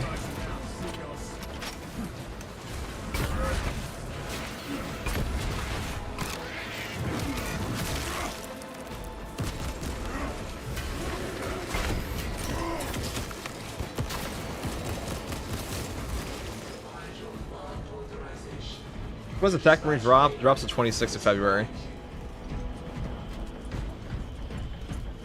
Let's talk about a bigger fish. Invigorating icon needs to be removed. I don't think any healing perks in Space Marine 2 should be removed, and I'll explain why. Because when we're talking about overpowered perks in a game, the only time an overpowered perk becomes an issue, in my opinion, is when it's taking away from the experience of the average player. Or like, you know, someone not using that thing. Like, is Invigorating Icon really making your game worse? Because your teammate's having a higher margin for error? No, not really. Not in my opinion. The reason they nerfed something like the grenade launcher initially is because grenade launcher, if one person on your team is clearing out everything casually because they're getting like an infinitely regenerating ultra kill tool, you're not even playing the game anymore. But if somebody has a higher margin for error because you're healing all the time, well, your gameplay is exactly the same. People are just dying less. I think that's fine.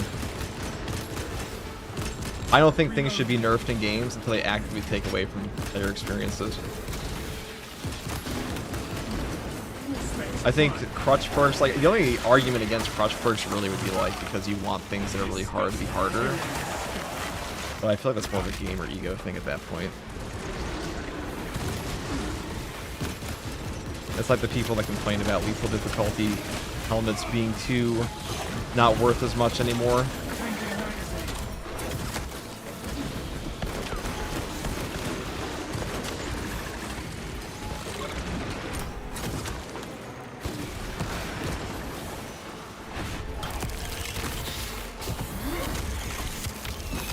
Oh, they're gonna do it when Apothecary comes out. Well, I doubt we're ever getting an Apothecary in this game.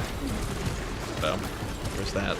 They've already expressed they want a Chaplain, which I think Chaplain would be much better for Space Marine 2 anyways.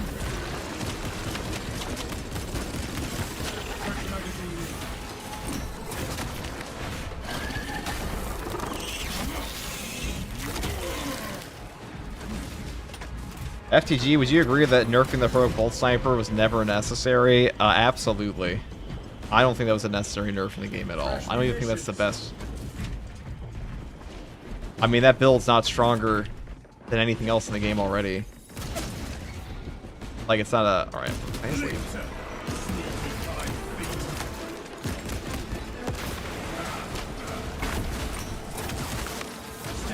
Right, we're going. Is the heroic bolt sniper probably the best build on sniper? I would say yeah. But if you're hitting every single headshot, but is it more of a power than like intimidating aura bulwark or an icon? Probably not. Is it better than a shield bash build? Also probably not. I don't know why we're nerfing things. I had a whole Bugs Bunny video about that. I don't know why we're nerfing weapons that aren't even the best weapons in the game.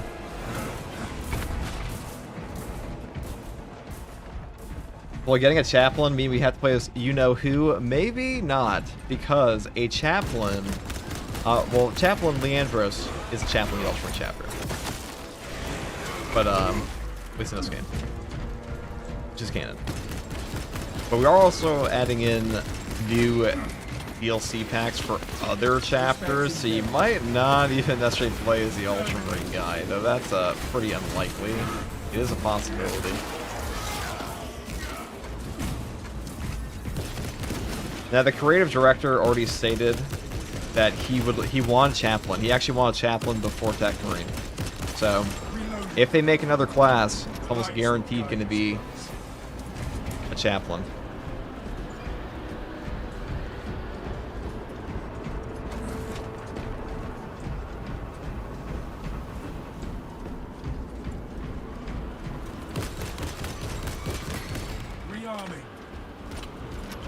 How do you not get shredded by enemy range damage on attack? We gotta dodge. I mean, you still have iframes on dodges even from range attacks. You just don't get gun strikes off of them.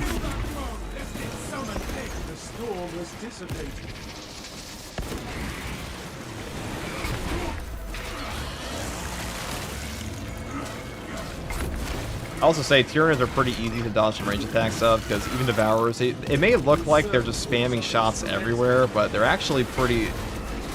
Wow. Why the fuck did that just happen? This guy just took no stagger from that lunging attack. You're not even enraged. What the hell?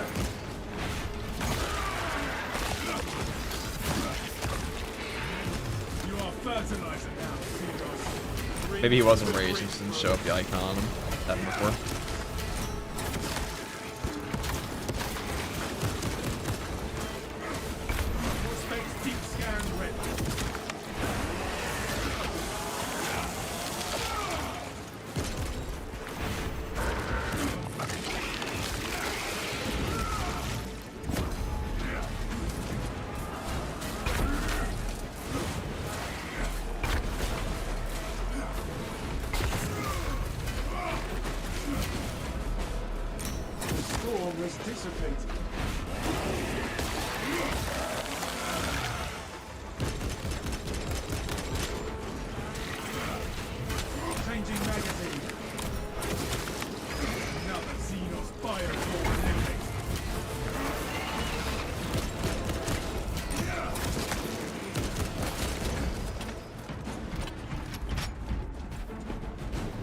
Oh, that fucking hurt.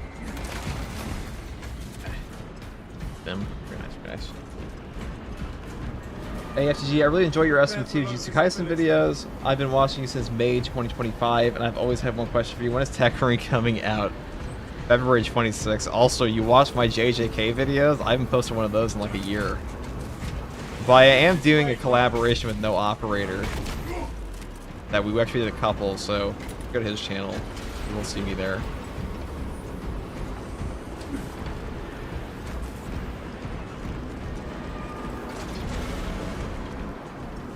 Man, Instigator desperately needs a buff, especially except for the Heroic, it's the only viable one. I mean, they're all viable. They definitely need a buff, though.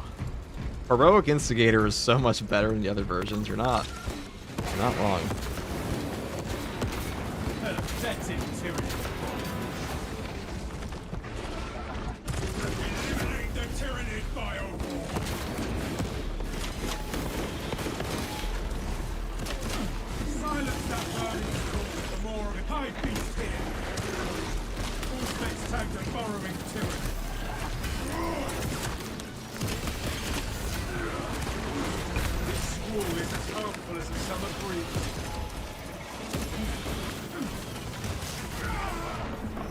Parry there on the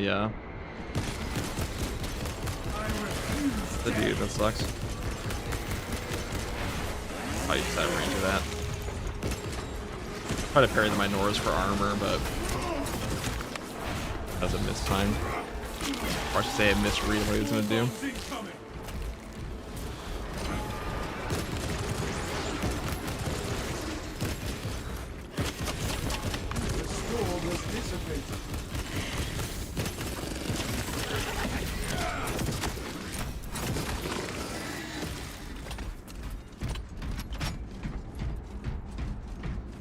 That was a new character. TECHMARINE's pretty fun. He's not very strong right now, but he's very fun. His Tarantula Sentry guns are stronger than he is as a class, which is quite funny. AFTG, why not running a block melee? Because we're using Relentless Pursuit, which benefits more from like gun strikes and fencing. Also, if you don't have no knockback, I do think at times it can be better to use a fencing weapon, mainly because no knockback perks are really strong for block, because block requires like an actual attack as a response, whereas fencing is just an instant parry. So if you have no knockback, We are or back I should on say, the if you have move. no knockback, getting off a parry or an attack response versus like certain enemy stacked attacks can be kind of difficult, but like it's not impossible. Just also because I feel like it.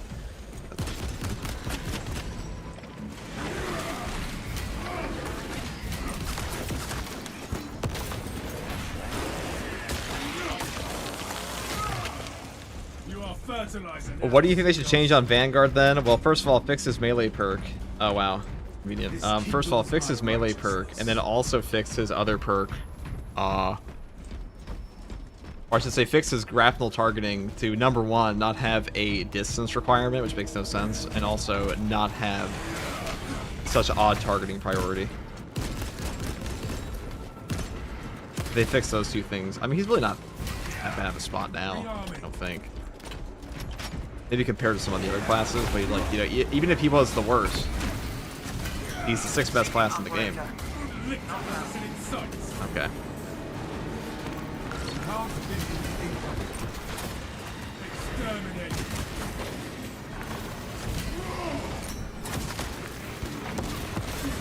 No more surprises from this invader. Sound effects. Take it down.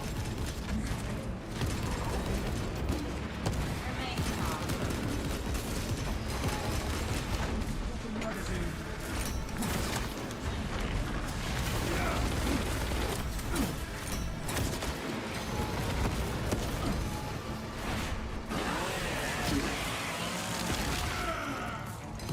Another Xenos fireform eliminated.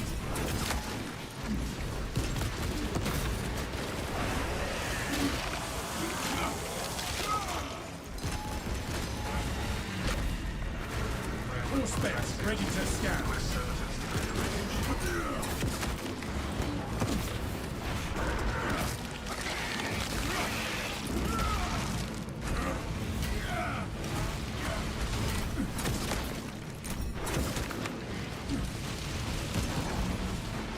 Look at this little Vermigant firing squad over here.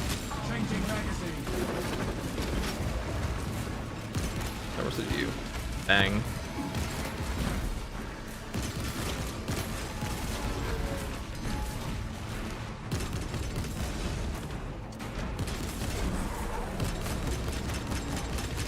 Fresh magazine in.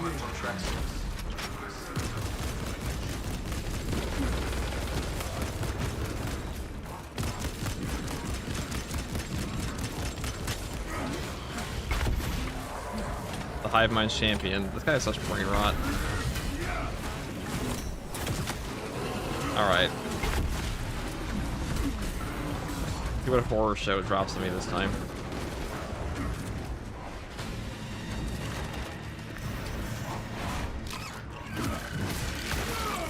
Subterranean Xenos below. Scanning.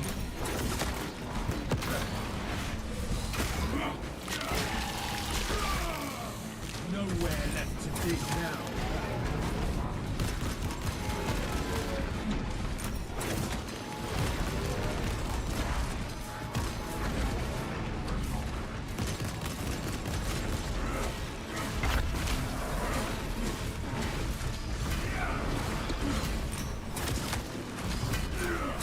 Oops.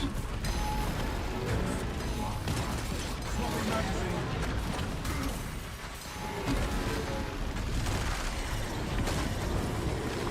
So enthroned. Fortify your psyche.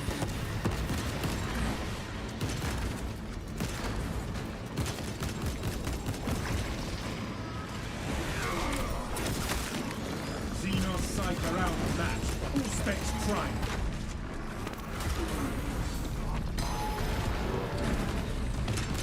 Rearming.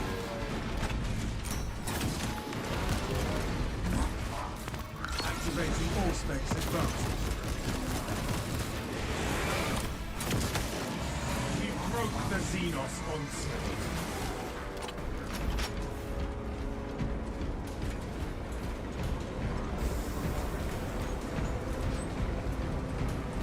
Do you think ammo regen perks should give back grenades? I mean, they already do for tactical.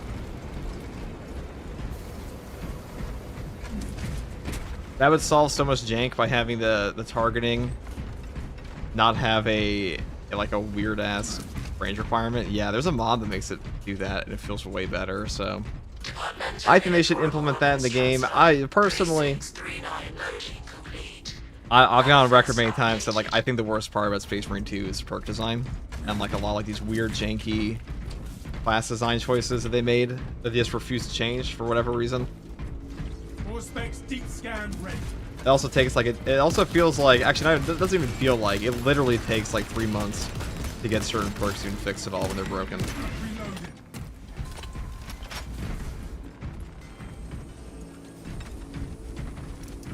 Like for example, the no help is coming perk for the heroic heavy bolt pistol. This thing has been bugged since like a hot fix they made for patch 11 in November or like early December, and we're now in February, so they have not rolled out a fix for it yet. It's on the PTS. It will be fixed, but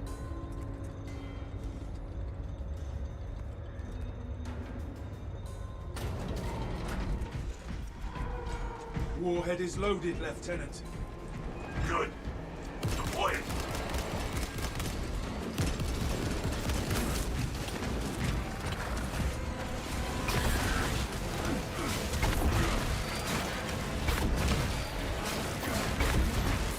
Target seeks to mobilize reinforcements and eliminate.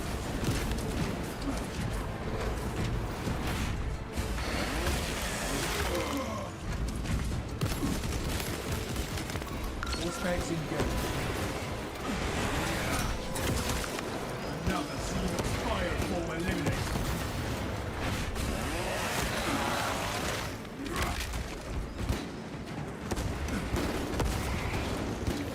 Target is rallying reserve forces.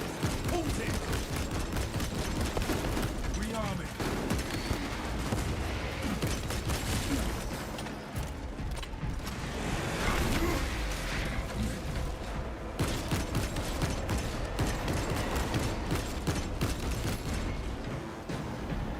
okay.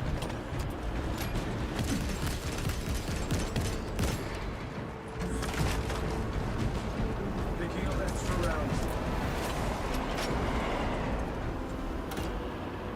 What game is this? This is Space Marine 2. Engine power depleted.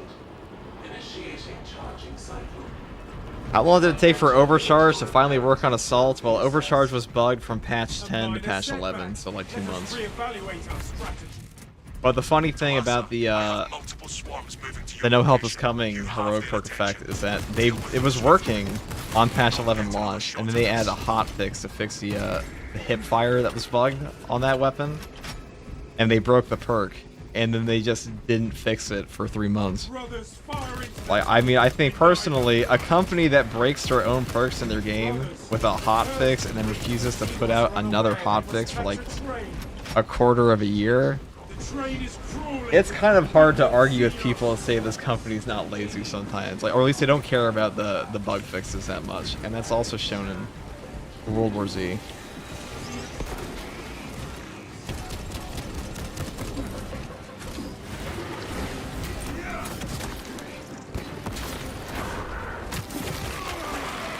Like, you gotta be a real glazer of Saber Interactive to possibly say that, like, a 3-month broken perk that they broke in a hotfix is, like, completely reasonable.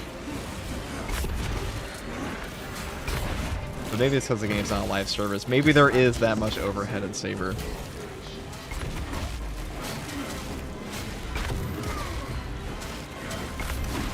I don't even think Saber's that bad. I think Saber, like, the problems I have with Saber are more so that Saber makes really good stuff. It's just, like, in a pile of other stuff that's not super good.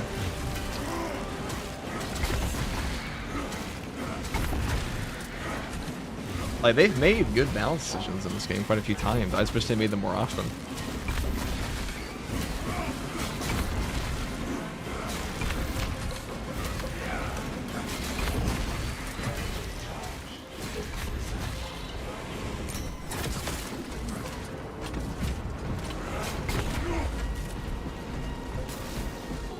Charging system detected.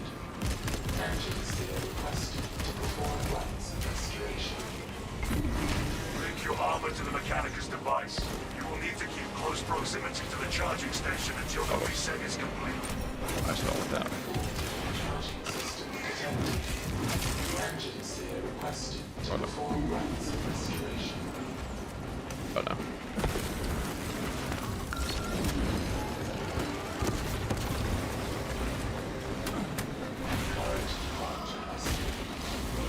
Yeah, you missed both the nades, that's okay.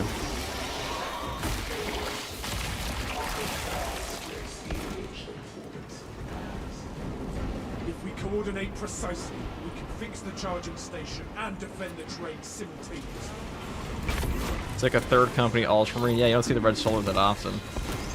Oh, oops. That's the bug I was talking about too. We body shot him there, he doesn't get stopped. That's kind of a buff in some ways.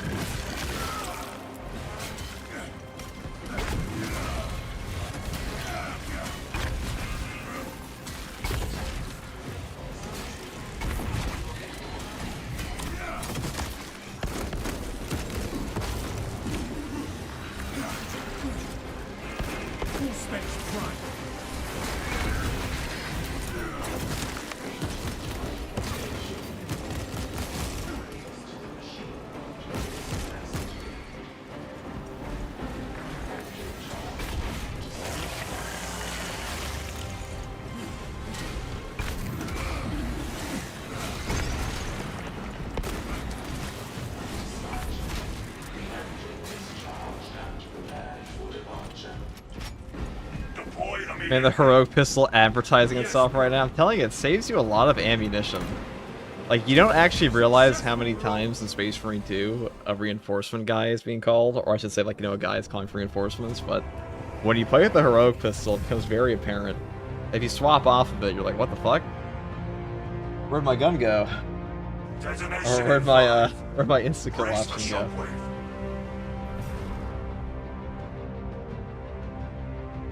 Grenade launcher, still fun. Still a hoot.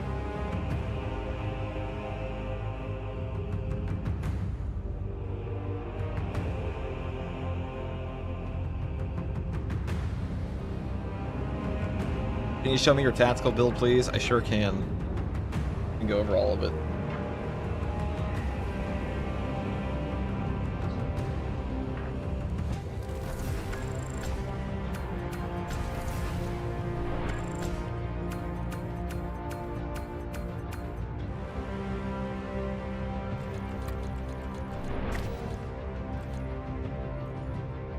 As long as you save your grenades for the horde clumps, you're pretty okay. Do a lot of work with that gun. Here, we will talk about this because why not? People ask all the time. So all of these perks down at the bottom, they will increase the total capacity of your grenade launcher. So if you just want to go for like pure grenades, this is the path. It might be a little excessive, to be honest, because like you could skip over probably these two if you really wanted to, but whatever. If you wanted to go like up here, we'll talk about it. We'll talk about it. Hey guys, first regardsman here, and I'll be talking about a grenade launcher bullet rifle build for the tactical class in patch 11.0 of Space Marine 2. Now, the bullet rifle grenade launcher has had a bit of a troubled past. It used to be the strongest weapon in the entire game because you would get all of your grenades back off of one Emperor's Vengeance trigger. That is no longer the case, but this gun can still put out a ton of AoE. It's actually pretty damn strong and underrated in my opinion, especially for siege mode where it's like an S tier pick. But as far as operations and hard stratagems go, that's what we're building for today. And for the perk tree, we're just going all in on grenades. So we're going to take extended magazine first. Magazine size increases by 15% of the magazine. Perks like this, perks like increased capacity, they will all give you more grenades on this weapon. So as long as you go down the bottom tree here, you're going to be maxed out at like 13 grenades, I think, on this build, which is pretty damn good. Now, next perk here is a little bit redundant. This is magazine restoration. When your health drops below 30%, your ammo reserve is restored by a full magazine, cannot exceed maximum ammo capacity. The cooldown is 30 seconds. Now, this won't restore your grenades, it will only restore the base ammo of your weapon, which is okay, but we are taking Emperor's Vengeance on this build because even though this one has a cooldown of 30 seconds, you still get one grenade back every 30 seconds, and unfortunately in Space Marine 2, you will not get grenades back from ammo caches at all, so having this perk, it just gives you way more grenades per match, and that just feels way better to play with, in my opinion. So even though we're taking that, we kind of have to go through here to have like maximum grenades on extended magazine. Now, the next perk here is Perpetual Precision, moving here into the perk Able Precision. I think both of these perks are okay. I mean, having a lower spread does help out the gun portion of this weapon, which isn't, like, awful on this build, but it's not as good as it could be. Next perk here is Great Might, moving up here into the perk Recoupment. Killing a Majora's level or higher enemy with a headshot with this weapon restores an armor segment. The cooldown is 15 seconds. This perk is just incredible, even on this version of the weapon. Being able to get armor back from range on your bolt portion is just super nice in Space Marine 2. It feels way better than it actually sounds, because a lot of the time in Space Marine 2, when you're fighting like a sniper or a devourer and stuff like that, they'll be chip damaging you, and getting one armor segment back will help a ton, especially in like a horde and stuff like that. So great perk for sure. Now we go down here into the perk Increased Capacity as well to get even more grenades, and I move here into the perk Cleaving Fire, and then we pick up Rampage. After killing 7 enemies in rapid succession, you will deal 25% more damage for 10 seconds. The cooldown is 15 seconds. Now, we do have a flippin' grenade launcher attached to this gun, so getting 7 kills in rapid succession pretty damn easily, especially if there's like a board with a bunch of Hormagaunts and stuff like that in there. And I will say, this perk majorly triggers when you have the perk over here, Precise Calibration and Concentrate Fire in your Auspex. Basically, you will just put down an Auspex and immediately nuke them with your grenade launcher, and you'll be able to trigger this perk, get even more damage, and then you just blow them apart. It really is that simple. Now, the next perk here is once again Extended Magazine. Then we pick up the perk here, Divine Might, for a 10% damage increase. This one will also buff the grenade launcher damage we have, so even better there. And then I also pick up Headhunter for some more headshot damage. Now, if you want to, you could skip over this perk, or you could just go down the top tree here instead and skip over some grenades and pick up things like Tactical Precision. Headshots will deal 20% more damage, and non-headshot damage decreases by 10%. This is a good perk. I will say, though, the non-headshot damage decrease here will also lower the damage of your grenade launcher. It's kind of the opposite of what we want, but, you know, if you want to give up that extra grenade launcher damage, you could. I decided to go this way today. Now, for the secondary, I do take Retribution's Bequest, the Heroic Heavy Bolt Pistol. This weapon is super underrated, in my opinion. Not only is it the highest gun strike damage in the entire game, but even if you're taking perks here like Balance Distribution that make you lose 10% damage on your secondary, this weapon does not care that much, because the heroic perk effect here is called No Help is Coming. Shooting anything with these extreme stats effects stops from calling for reinforcements, and headshots will kill in one shot. So, despite you having that lower damage, being able to one-shot a reinforcement calling enemy will just save you a ton of ammo on its own, because basically, in lethal difficulty and higher and hard stratagems, if you interrupt a reinforcement calling enemy, they will immediately go in rage, have a full HP heal, and now you're stuck fighting like a blocking sword warrior or something like that. Very obnoxious, and honestly, you don't realize how much this perk comes into effect until you play without the Heroic Heavy Bolt Pistol if you're playing with it for a while, because there are a lot of times you just get free value out of this perk in your game. So really good option, and by far my best secondary. Well, maybe not the best secondary, but my favorite secondary in the game currently. Now, for the perk tree on this, I do go down the bottom tree, Divine Might, all the way into the perks like Death Strike.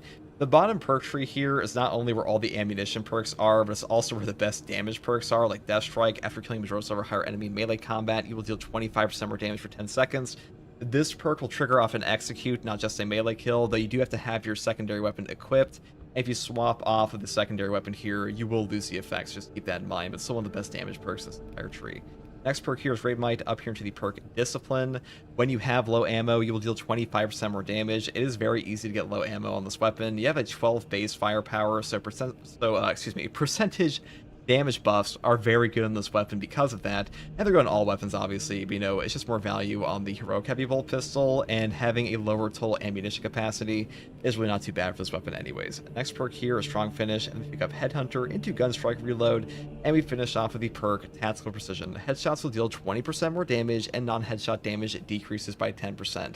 Now, headshots are all that matters on these weapons half the time, so it's just a no-brainer. Just pick this one up. One of the best perks in the game for all the bolter weapons, and hopefully one day that won't be the case because body shots will do more, but for now, that's just the way it is.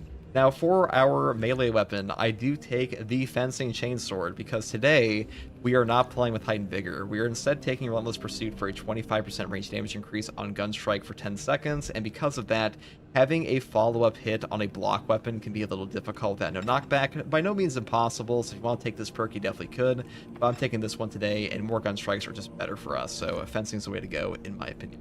Now, first perk here is Perpetual Strength, moving here into the perk Swift Recovery. This just doubles the CHP recovery of your heavy attacks, which is one of the best options on the Chainsword in general. This perk is one of the best CHP perks in Space Marine 2 period, and really helps out your HP and hordes, especially against like Minoris and stuff like that, so great option.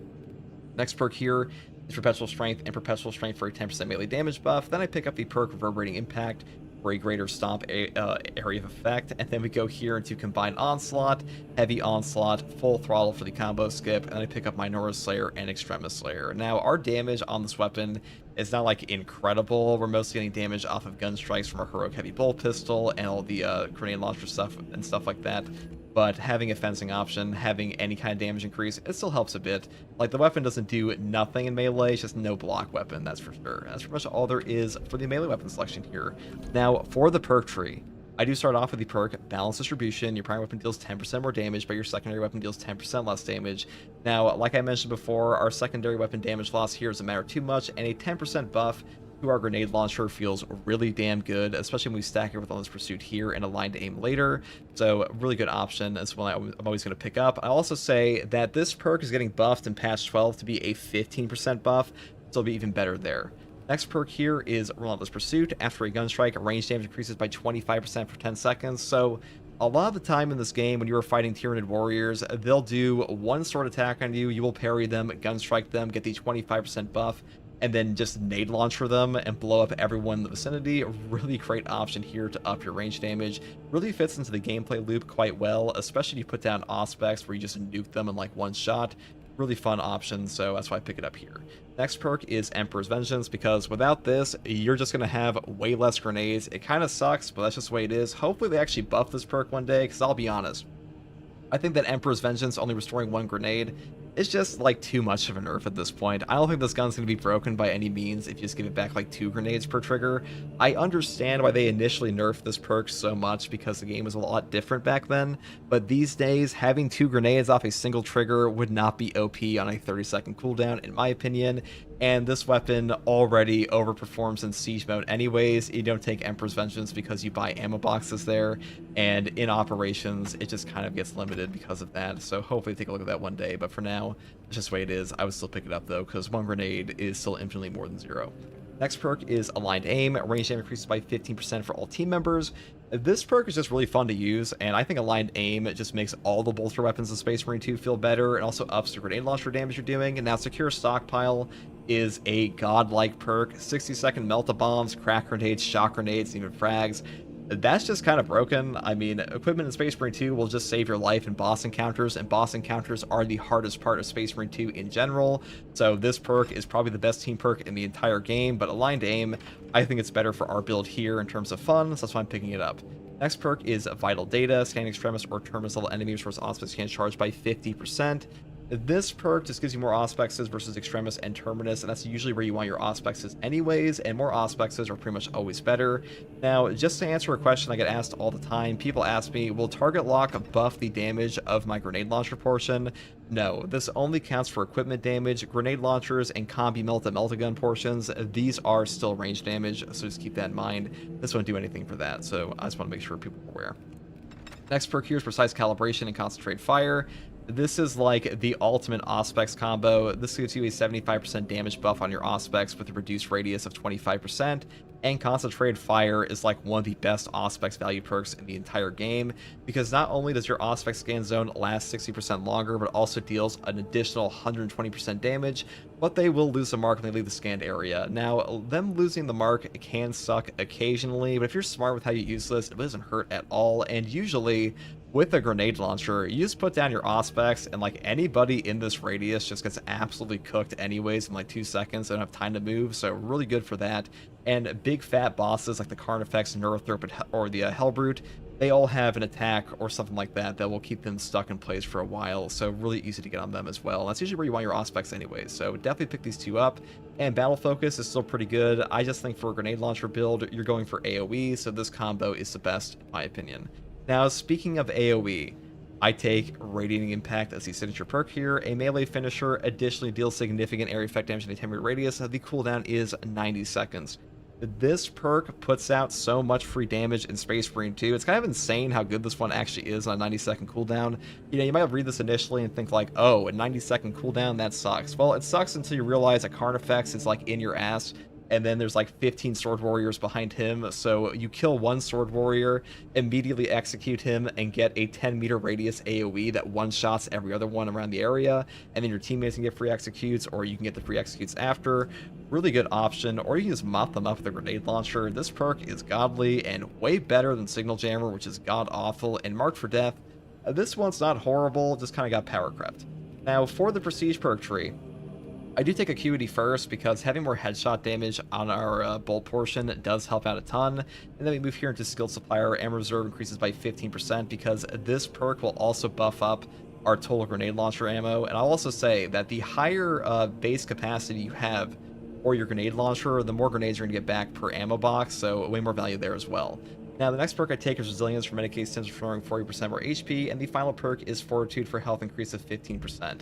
Now, we do skip over Spare Power because this perk is just way better in Siege mode because you can buy ammo boxes. It's not bad in the operations and hard strats. I just prefer Acuity because having some extra damage on our bolter portion is pretty nice, but in Siege mode, you just kind of skip this perk to take this one because you really don't need the extra headshot damage there because at a certain point, all your tactical is just like a nuclear bomb with grenades anyways, so this one's way better. Anyways, guys, that is pretty much all there is for this build here, and hopefully this build guide helped you. The Bolt Rifle Grenade Launcher is not like a god-tier weapon outside of Siege mode currently, but it is pretty strong, and it is also really fun to use, just like the Combi-melta, so hopefully this one gave you some ideas how you want to build this. And if you like content like this, subscribe for more. If you want to come hang out with me live or ask me questions about the game, you can find me here on YouTube or on Twitch with a link in the video description, alongside a link to my community Discord. And as always, thank you for watching, take it easy, bye. Okay. Do you like the Heroic Chainsword? Sorry that took me like 20 minutes, guys. Alright, that took me like 20 fucking minutes, dude.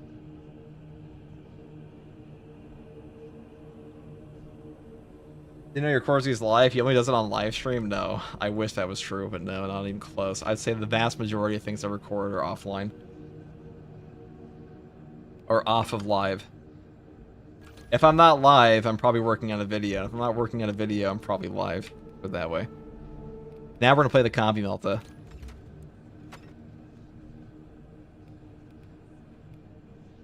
Now we play the Combi-melta because we love the Combi-melta. Which one is better, grenade launcher or Combi-melta? Definitely the grenade launcher. So Combi-melta you build a little differently here because Combi-melta is like a more, you really build it more for headshots than anything else. No, I will say, I might actually build it this way today.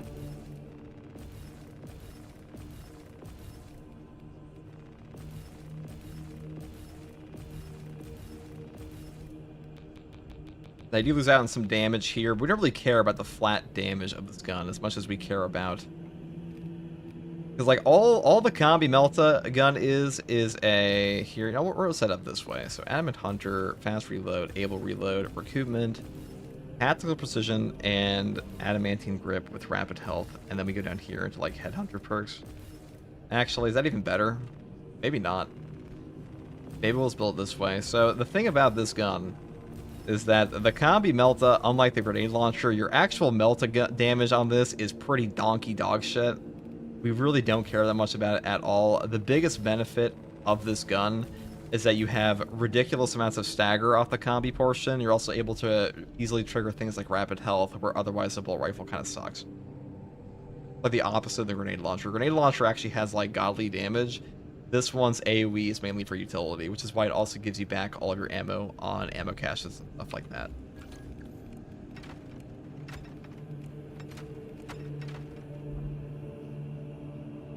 Doesn't that top affect the melta damage too? Yes, it does, but we don't really care about losing damage on the melta portion.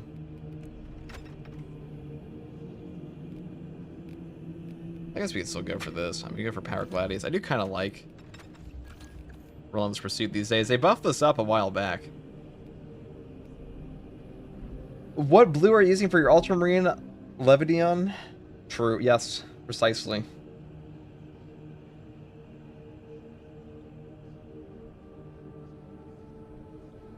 I'd say 20 absolute missions with C are required to go from 0 to max. It might be a bit more or less. I haven't played 0 Prestige 4, so please take this with a grain of salt. You know, on the topic of this, if there's any chosen individuals that love to be like humanity's helper and help me level my TECHMARINE on launch, that would be awesome, dude. I will not pay you, but I will probably say thanks. What's up, Big Con? What's up, Steve?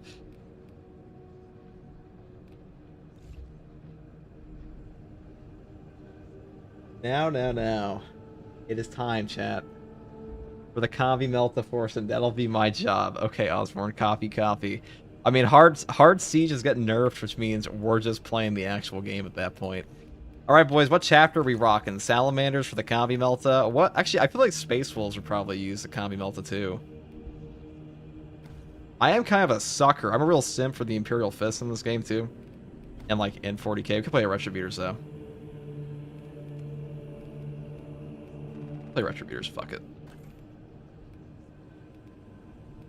I mean, we could just install the Astartes overhaul customization and like play a proper Retributors, but then I'm gonna get 15 billion questions asking me, is this Astartes overhaul? And I'm too lazy to deal with that. So we're gonna play it this way instead. A reasonable question too when it's a customization, to be fair. There we go. Now, people keep telling me that these guys have, like, black lenses. I'm pretty sure that's only, like, one artwork for them, because otherwise we're supposed to have red. We'll keep it this way for now. Will you recommend this game? I absolutely recommend this game. Space Wolves with a chainsword skin? Okay, actually, I forgot. We have a chainsword skin, so we could definitely do that. That's a great point, brother.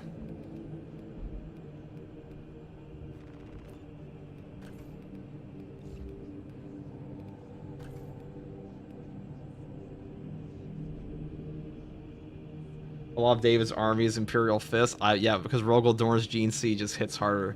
That's how it goes. Alright, Space Wolves. Now, unfortunately in Space Marine 2, Space Wolves probably have the ugliest fucking chest plate. Like, how stupid. This thing looks so tacky. This is the kind of shit that, like, it looks like it goes on an action figure, okay? So, I'm not using that one. I'm using the Aquila one. Also, I'm pretty sure Saber confirmed the upcoming Twitch drops for this game are going to be on... The upcoming Twitch drops for Space Marine 2 or the TECHMARINE update are going to be based on the upcoming, the previous ones we had. Excuse me. Didn't get that out for some reason. So they're bringing back the Aquila chest plate. Now, Twitch drops were supposed to come to the Accolade store. I'm pretty sure it's going to be like at least one new one, but I think the community manager said they're doing repeats again, which is fine because there's probably a ton of new players that never got them in the first place. But on the note of cosmetics in Space Marine 2, so the Infiltrator helmet is supposed to be coming one day at some point in time to the armor customization store here, but it's not going to be next patch. And the only Twitch drops they've actually added to this so far are the Mark 8 Iron helmets, and the Sergeant Matoris breastplate, the Matoris Iron Halo, and that is pretty much it. And the Porphyr shield skins. And not even all of them. So there are still a ton of exclusive options coming for Twitch drops that they're just not in the game. They said one day they'll all come out, but I imagine they're going to drop them. They want like some type of event to push players into. So in classic gaming company fashion, they probably won't give us jack shit until like a year after it's all been out on Twitch drops multiple times. It's like in Red Dead 2. Did you guys ever buy the limited edition, like, winter shotgun coats in Red Dead 2? Now, I was a cuck for that. I fucking loved... I bought so many gold... I'm only lie guys, okay? Just, like, full story time here with FGG. I'm an absolute RDR2 gold bar cuck. I did all the dailies. I bought that shit at one point. I bought some gold bars. I bought every single limited edition shotgun coat. I ain't proud of it, but like I did do that. I actually am pretty proud of it. I looked really cool in that game. But it was great, okay? It's some good shit. And my horse looks so fucking good too. My horse looks so good. I still have an image of my horse. Where is it? Hold on, guys. This is very important. This is the most important thing I've ever pulled up on stream.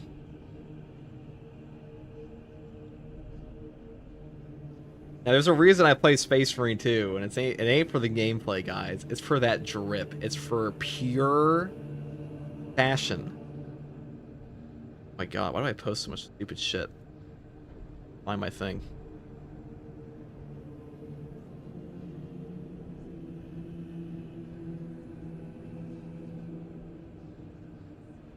Damn it. Was RDR Online actually good? Red Dead Redemption 2 Online was very good. It just didn't have the player base that Rockstar wanted. They couldn't monetize it because the player base... I'll say this, guys. A lot of you guys who like RDR 2 or who like Space Marine 2, you would probably love Red Dead Redemption 2. It was a very similar player base in that it was mostly older players. It was players that were like lived out in the Midwest. Now, I grew up around like hunting territory, just like is in that game. Like, I grew up in that part of the country in the US, so going in that game, I saw a lot of familiar sights, a lot of familiar animals, and I met a lot of people in that game that also hunted for a living or like did that as a hobby, and that's what attracted them. So you had a much older player base than like Grand Theft Auto Online would have, where like Grand Theft Auto is a bunch of people are like wannabe fucking gangsters, which is like super cringe. And they did a great job. They did a great job in Red Dead 2 of like properly capturing the more, I guess like really the more scenic feel of the American West. And because of that, it kind of fundamentally attracted a very different player base, what they wanted. Because they wanted a player base for money. But now I have the image here. This was my guy in Red Dead 2. Now I made my matching outfit with my horse. This is my striped, I forget what they call these things. These were the... it was a striped Mustang, Now, naturally, I gave him the coat. Now, there was a very tragic backstory to this outfit. That, like, at one point, they fixed my outfit. They ruined this entire thing because I had, like, the moccasins here, or I should say, like, the Native American coat underneath the vest. And it used to go over, like, the chaps I had, but then they updated it one day and they made it no longer go over the chaps. And it ruined the whole outfit. It looked like 10 times worse. So, there is that. Good time. Anyways, that's all I'm gonna say about Red Dead 2. It's time to play as Spaceful. Okay. Yeah. All right. Triple heroic build. Fuck yeah. Oh heck yeah! Mustang was a good horse. It definitely was. American Standard Breed's pretty fun too.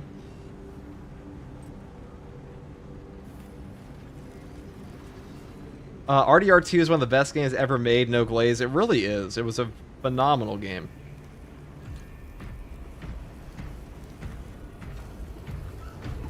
RDO fucked super hard. It was just painfully neglected. Yep. I played the shit out of RDR1 online. It might be my top 2 most played games. Me too, dude. I skipped school that day when it came out. I remember the date. It was May 18th, 2009. Good times. That was the release date of RDR1. I was more hyped for that. Like, I never cared much for GTA as much because... Listen, whenever I played GTA Online, it always felt like I was hanging out with kids that were gonna go to jail one day. And that was my childhood with anyone I played with who, like, loved GTA. There's so many wannabe gangsters that play fucking GTA Online. It's unbelievable. First, proceed to the Canadian outpost to establish their fate. We must then infiltrate the refinery and complete demolition. I have the same mustache on my guy. I like the thoroughbreds. Thoroughbreds are pretty cool. I like some of the, what's the fucking super-ass chunky horse in that game? There's one, the one that Bill Williamson used. That was a very slow horse. The workhorses they had.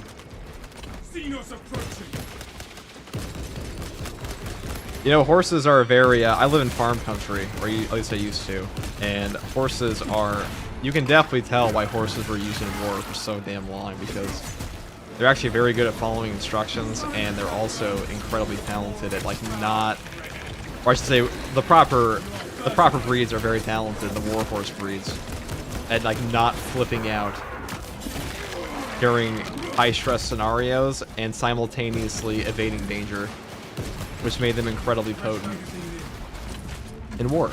Why they had war horses.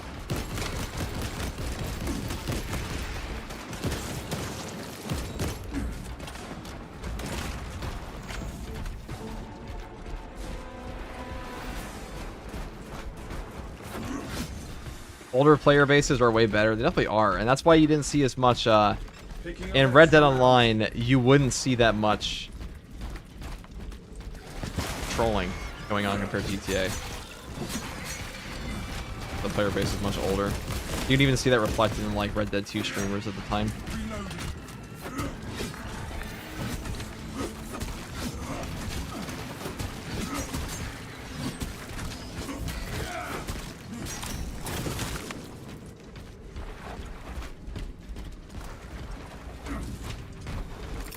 Releasing frag grenade.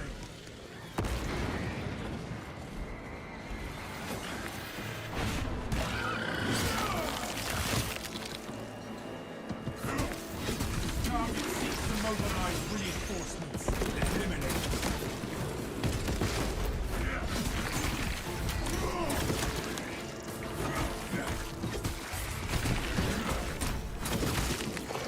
Pathetic tyranny of bombs. I can't wait for like the spaceful voice lines, like shout for the Allfather the entire time. Activating all specs advantage.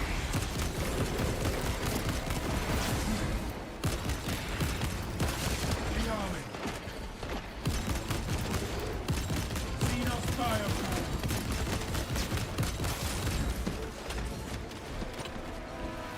You think you saw a donkey in someone's yard? I'm more of a donkey man myself. Dude, horses are cool, okay? Horses are the coolest. They're of all the domesticated animals we have, they're by far the coolest besides like dogs. Kill that foe, lest it summon aid. Cats are good for vermin control.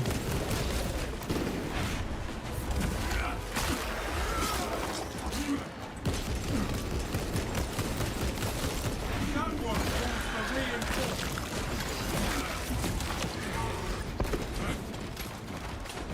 What game is this? This is Space Marine 2.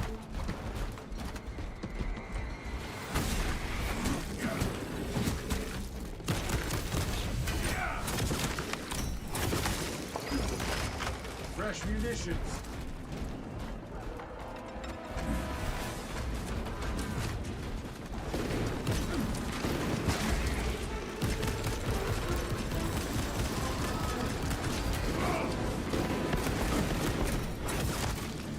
Lictor has us in its sights. You're right, Rock. Keep your distance. Ravena, watch the ground. Throwing frag grenade. Full specs try. So and throttle. Fortify your sight.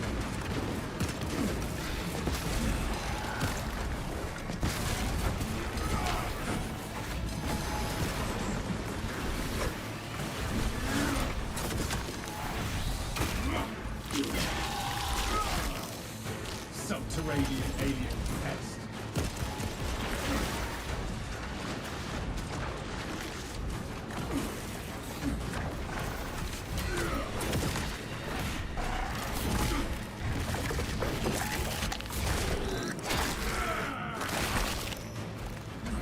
Thought you could hide from the stars. Pathetic tyranny of bombing. Reloading.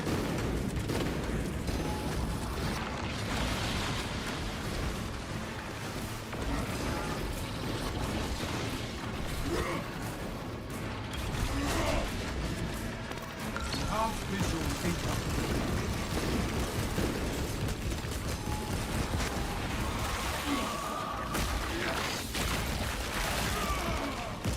Zoanthrope psychic power.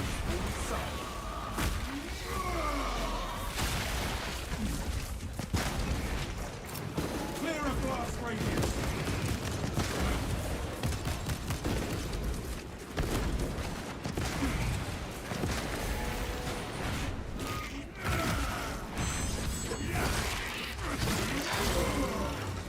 Another Xenos fireform eliminated.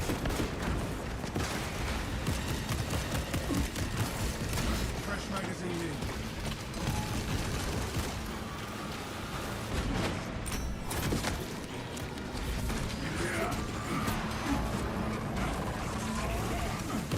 All specs ready to scan. Rearming.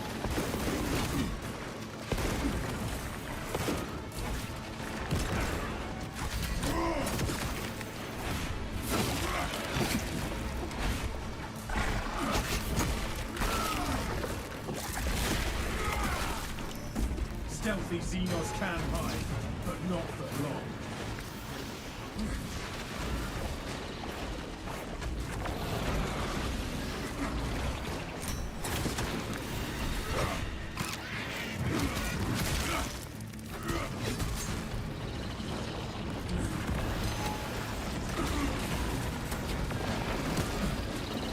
Injecting stim.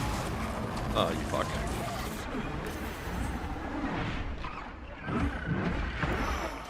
Prospects deep scan.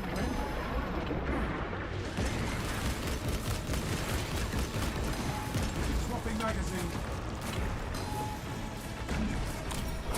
Prospects tagged a burrowing tyrant.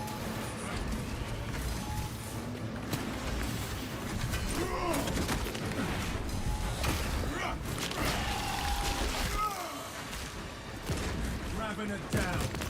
Prospects engaged. Whoops.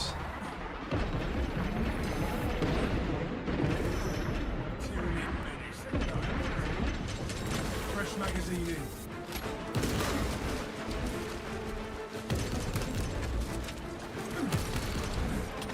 Since your CHP recovery is based on the damage you do putting aspects on a boss, they take a lot of damage.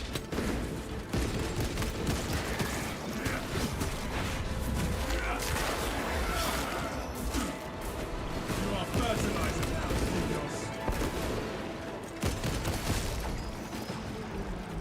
There we go.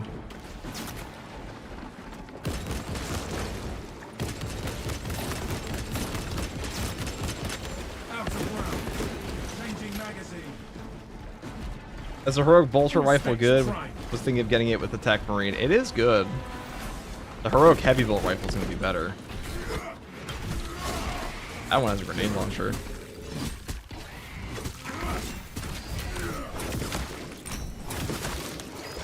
Exterminated.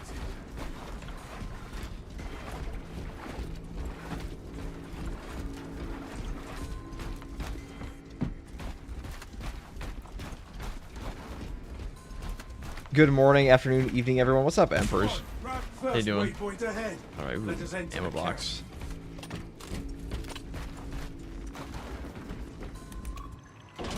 Why do you just headshot kill enemies with execution when you aren't even full armor? Well, because you also get armor back from recoupment on this build.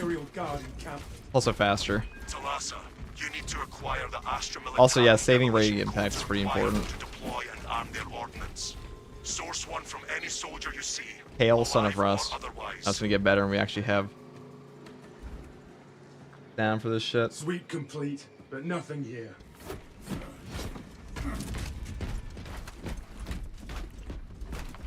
How many times has FTG been asked when TECHMARINE comes out today? Way less than yesterday. The codes are not here. I had a comment on my video talking about the release date where someone's like, how dare he? Like, wow, guys. So I was like, this is I put it in the first 20 seconds of the video when the release date was. I had a comment that was like, should have been in the thumbnail, you dumbass. And I'm like, okay. We literally, like, if you want to know the release date that bad, maybe you should learn how to use fucking Google instead of watching YouTube videos. That would be my advice to that person. They should find it out the same way everyone else. Gee, how do you think the person that made the video found it out? Probably to use fucking Google.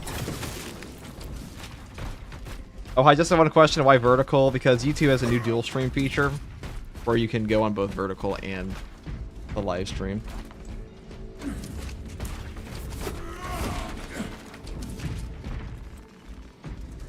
So it goes to both.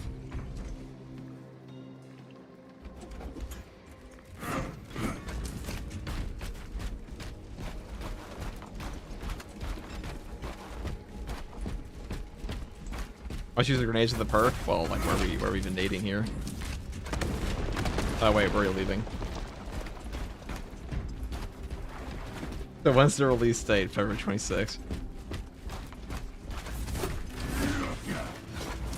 YouTube commenters are like a lazy fuck final boss. It depends, okay? Because like let's not denigrate all commenters because people are different all the time.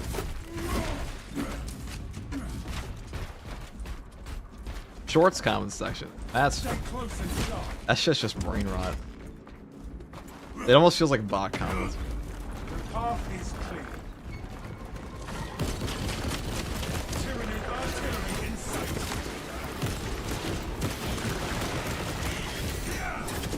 Lictor on all space.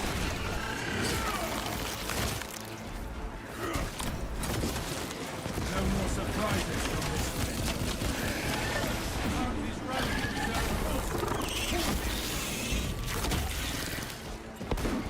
to our foe will not best us with So even after they call, they're still active on that. They still count as calling reinforcements for a bit, so you can still one-shot them. So it will still summon in the horde, I believe. Or actually, I think it stopped it. This is where we sow the enemy's defeat, brothers. Here we go.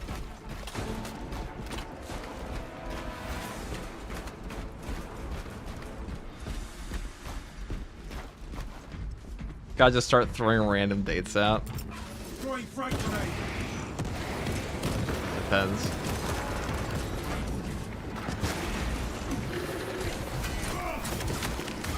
All specs ready to scan. You are fertilizer now, Xenos.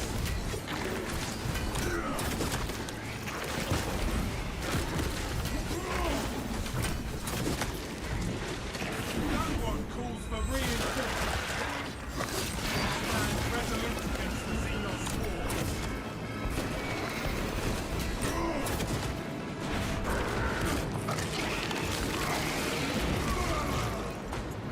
How many monitors do you need to start streaming nowadays? At least one. Another Xenos fireball. At least two? Hold on, this is the blind leading the blind, okay? I didn't stream with more than one monitor for like a straight year, okay? Not until patch 10 of Space Marine 2 did I buy a second monitor. If I buy a second monitor, I mean walk down my staircase to plug in the other one I already had. I could not be bothered.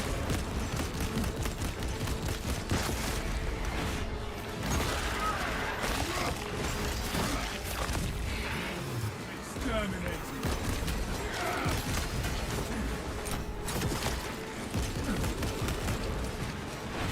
But you have stairs? Sick. Yeah, I got multiple. I got 3 stairs. 3 stairs. And it's your humble home of FTG. It's 2026? Yeah, well. You can still have one. Or a phone. I mean, that's what Pancreas uses. I talked to him about this the other day. He said he just reads his Twitch chat on his phone.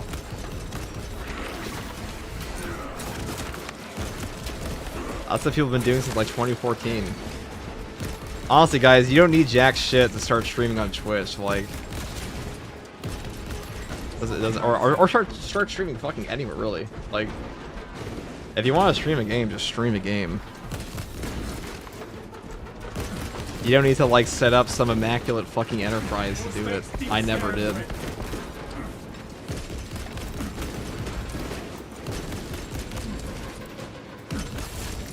are fertilizer now, Xenos. Rearming.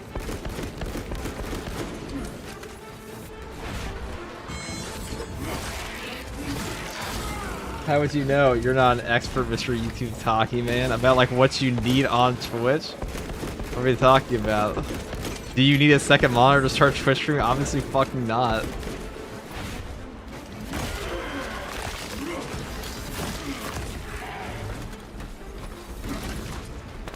Enhanced visuals incoming. Changing magazine. Dang.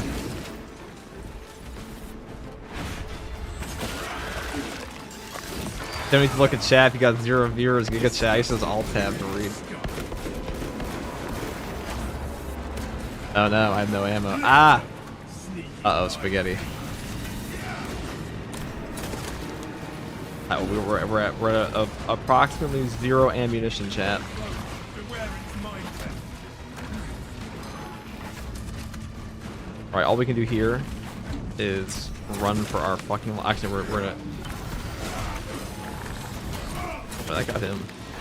Dumbass.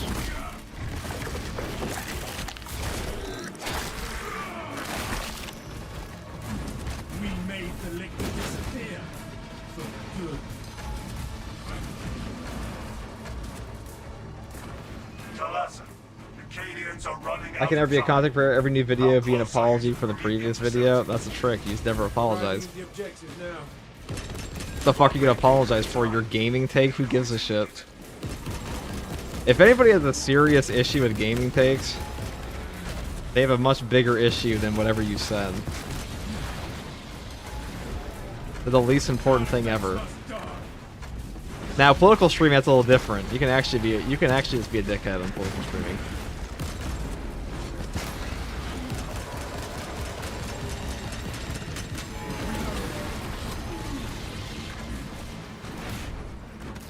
How? Specs prime. All specs engaged. They just sniped the zone threat out of the air. You have to apologize on expensive furniture and bring out your dog, dude. That's after you rug pulled him. You make the apology video after the NFT rug pull. That's the strat.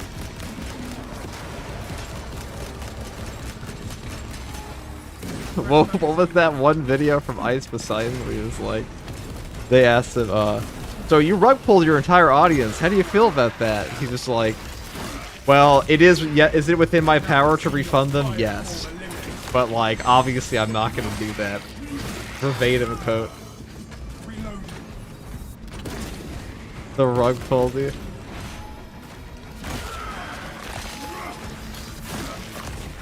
All specs ready to scan.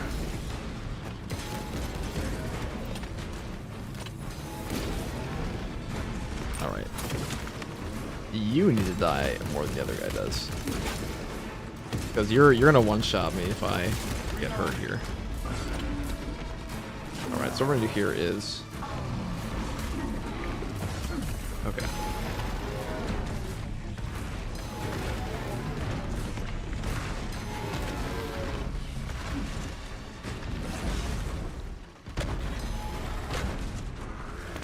Scanning.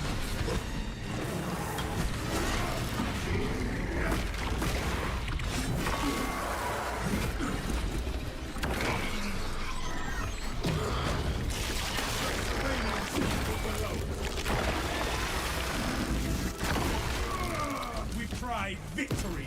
The man falls in a cast.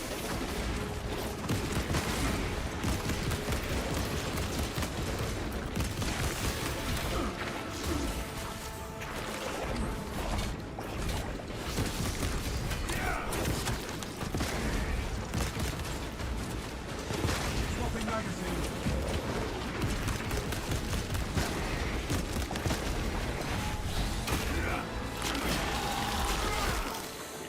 Stay dead, Rapper. What on earth is that damage? That was the power of surpassed Metal Gear. That's just the power of the Power Gladius. They don't call it the Power Gladius for nothing. If it was bad, they would have called it the Weak Gladius. The Underpowered Gladius. The better name.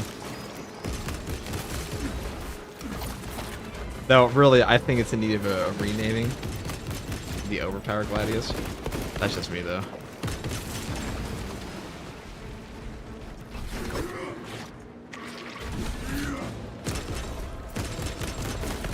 Fresh magazine in. I guess that would require it to be a block weapon, though. Has there been an in-lore instance where a Primarch actually killed a Carnifex solo? I have no fucking idea.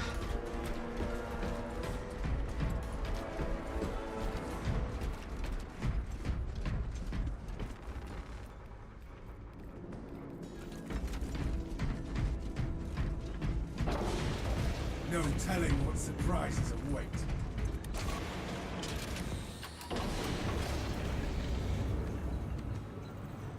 Let us finish what the Cadians started. You Use the codes to prime the Now, the bomb and damage we finish dealt its there would have deployment one-shot into him the for full cryptic HP, or like well. 99% of his HP, so we actually overkilled him by about like 40% of his health.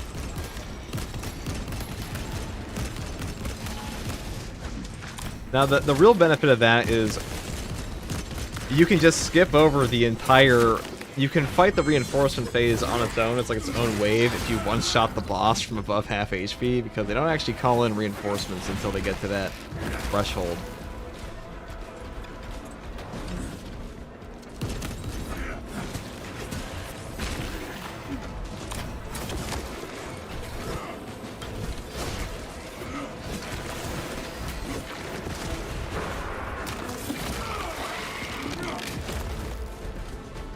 Aren't the weapons supposed to be busted in lore? Well, lore weapons aren't even like... Okay, I mean, this game's in lore active already. Primaris are, if anything, Primaris are too strong in Space Marine 2. Also, 40k is not that strong of a universe. I'm gonna be real. It's only strong if you don't know a lot of sci-fi.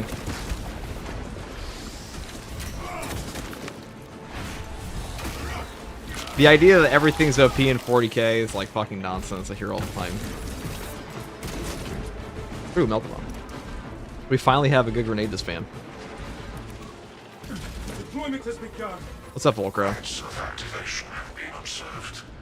The generators hum in the machine code Spain. Ring sequencing initialized. Delivering payload.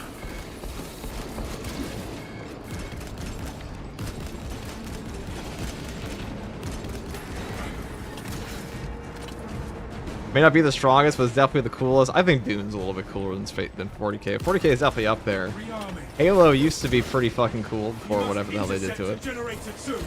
Star Wars is, I don't really count Star Wars as sci-fi, but I wouldn't really call 40k sci-fi that much either anymore. It's way more sci-fi fantasy.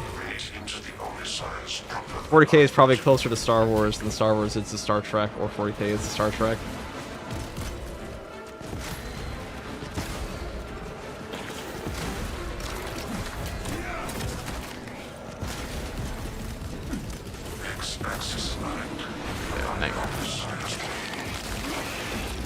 Space Marines are even OP in the Warhammer universe. They're up there. I mean, some of them are pretty OP. Hold on. Let's not go too far. Some of them are pretty cracked. Librarians are pretty cracked. Like a Space Marine librarian, they are quite strong. Psychers are quite ridiculous. But like, that's kind of the whole point, is the warp is nuts. Isn't that what I would call optimal?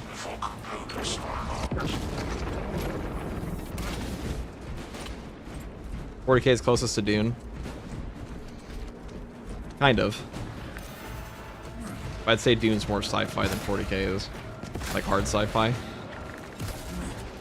There's some fantastical elements in Dune, but there's definitely less than like Star Wars and 40k have.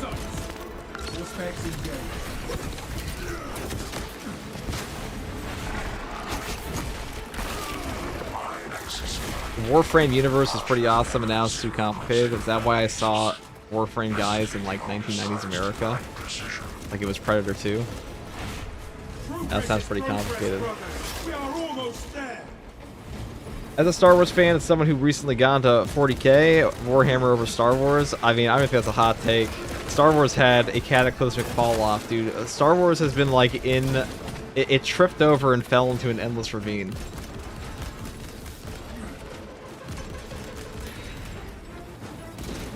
Like, I don't even know if I could make Star Wars content and, like, actually enjoy anything I'm talking about. I think you could probably give me a blank check and say, this is how much, write down what you want to make Star Wars content. And I'm like, dude, I don't even know if I can pretend to like some of this stuff.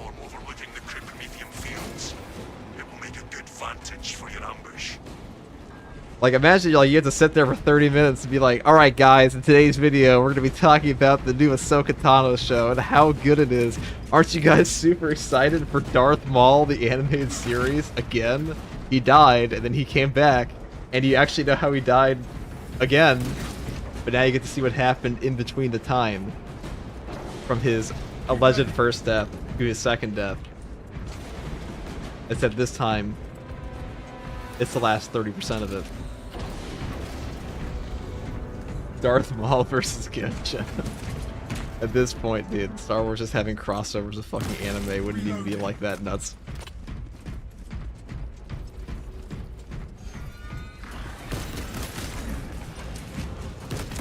Like, so POV, you're a Star Wars YouTuber right now, and the only movie coming out for your alleged favorite franchise is The Mandalorian and Grogu. So every day you gotta get on that soapbox and just be like, guys, it's Baby Yoda. You all love I am so excited for Baby Yoda and The Mandalorian again.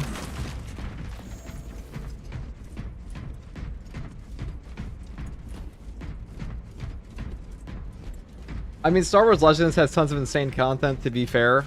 Well, I mean, it does, but I think the difference is, like, how they push that content on the general audience, because modern Star Wars is pushing the worst part of its lineup as, like, the #1 thing. Like, when Star Wars was coming out, you had, like, the X-Wing books still. You still had, like, in Legends, you had really good stuff coming out alongside hot trash, but, like, now it's all hot trash. It's like, there's Andor. Ooh, that's good. And then everything else is kind of donkey.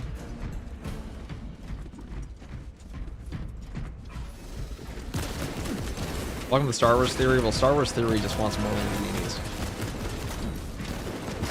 But to be fair, like, you know, despite the fact that Star Wars Theory 100% milks that franchise for everything it's worth, he also, like, genuinely likes it. I'll say that. He's not pretending to like it. Pathetic tyranny of bomb. He's actually probably the most, like, legitimately... Funnily enough, he probably, despite being the guy that, like, has farmed that entire franchise probably more than any human being, he is also probably its most diehard fan among all of its content creators. It's kind of nuts how much that guy loves Star Wars. All of it. He might not be, like, super invested in stuff outside of Jedi's, but, like, that's just his personal preference. Let him have that.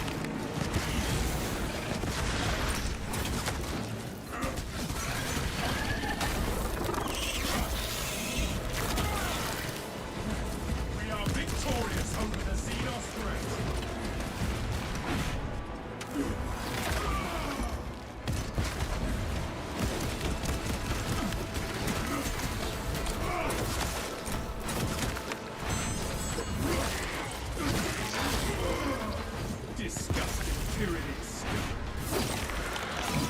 I don't know, I view it this way. If you're a member, like, if you're a fan of a franchise and you actually read the fucking comic books for it, like, you're already in, like, you are way more invested than, like, 99% of people that ever engage in, like, a popular franchise like that. It's kind of hard for me to shit on somebody's enjoyment of a franchise if, like, that's how they engage with it, because, I mean, realistically, how many people are even going that far? Not many.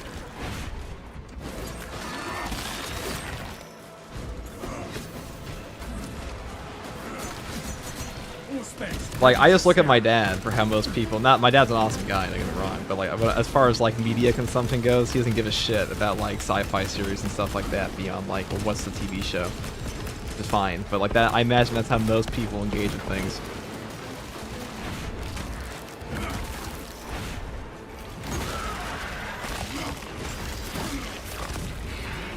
You are fertilizer now, Xenos. Oh god.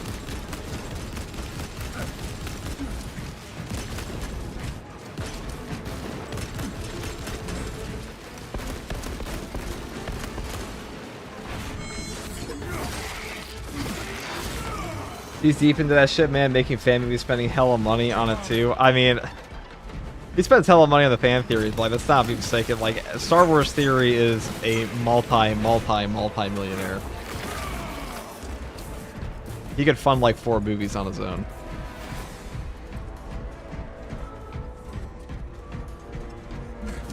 Quite easily. We have arrived at Nozick's facility. Run distraction. Game, this is as Space long Marine as you 2. can. On my honor, I will ensure your mission is a success. I will hold you to that. I had to buy or at least read some of the 40K books. Been kind of lazy on it. They are very good. I'll say Star Wars books used to be pretty good back in, like, the Bantam era, because there was the Bantam Publishing Company back in the early 90s, that's when we got the original EU canon, or like the most important books for it anyways, like the X-Wing series. You had stuff like Corran Horn, who was like, who most people don't even know who the fuck that is. Kyle Katarn books, the New Jedi Order, some really trashy books as well. Swapping magazine. If you want like if you ever are curious about Star Wars, like the good Star Wars books, there's a podcast run by Eckhart's Ladder and Corey's Datapad, where Corey loses, and they called Tapcast Transmissions, and they will go into all the old 90s books and early 2000s books, were quite good. But as far as 40K books are concerned, I say 40K has more good books these days than Star Wars does.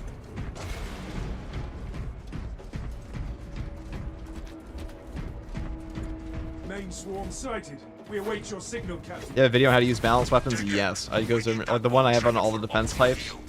I hope Dash Rendar comes back. Dash Rendar. Keep your heads and get it done. Dash Rendar.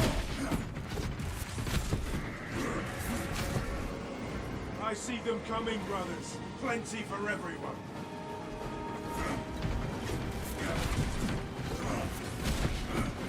Kyle Katarn was a character in the Dark Forces. Yes, he was in the Jedi Knight games, and I think the first one was Dark Forces, wasn't it? Clustering at the walls. Deploy grenades. The Stormtrooper turned Jedi.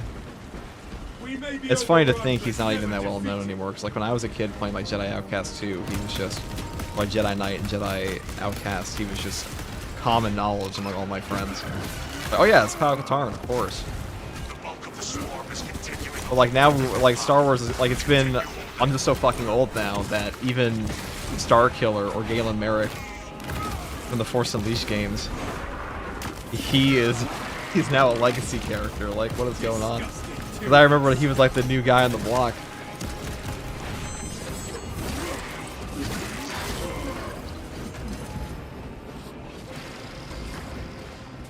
Prospects tag the zone front.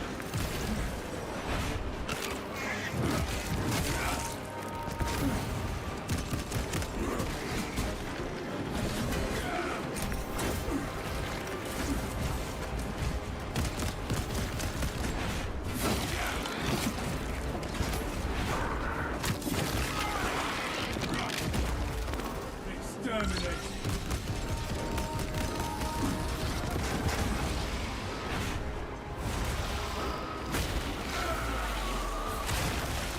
Stench is sick, but the beast is dead. Exterminate the tyrannic swarm. Behind us, brothers!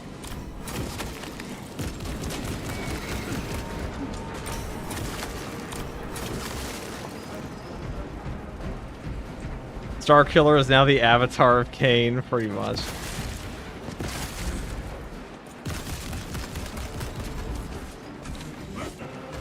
It's funny to me that Sam Witwer is now the voice actor for like all these other, is now the most renowned voice actor for Darth Maul. He probably has the longest amount of screen time of any person who's ever played Darth Maul, despite having another character in Star Wars that is literally based on his entire, like him as a person. Halfway there, brothers. Keep It's it up. quite interesting.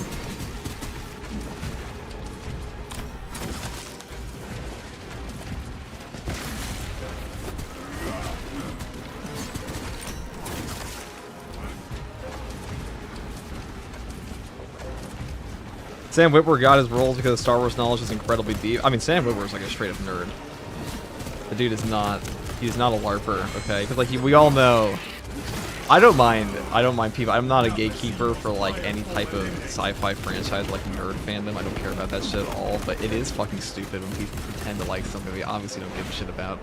Like if I have to listen to one more actor pretend they gave a shit about Iron Man before 2008, dude. Most comic book fans didn't give a fuck about Iron Man before 2008. How many kids did you know growing up, if you're like a 90s kid, that liked Iron Man? Maybe like the one weirdo that was like, nah, dude, it's Tony Stark. Haven't you seen the animated series with Spider-Man? He showed up for one episode.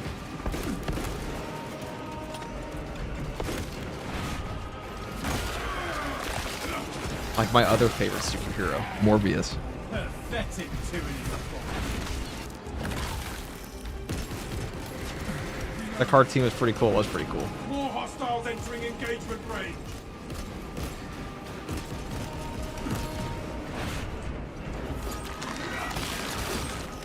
Spawn was the guy. Spawn was the guy. Mainly because Spawn had the voice acting of Keith David. How could you ever hate the Arbiter? Brothers, they are It's almost Morbin on time. board. I remember when I was a kid. How many of you guys watched the Spider-Man animated show from the 90s? I imagine most of you did. You know, the one that's like radioactive spider blood, that one. Fully committed. Be ready for my mark.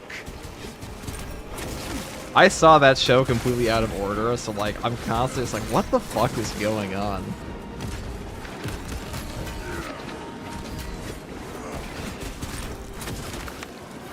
Thank you, Nuriel, for the raid. Oh.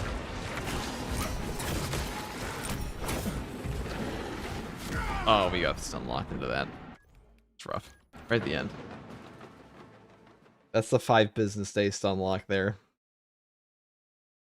Nothing we could do after the once we got hit by the initial hit, we were on the floor.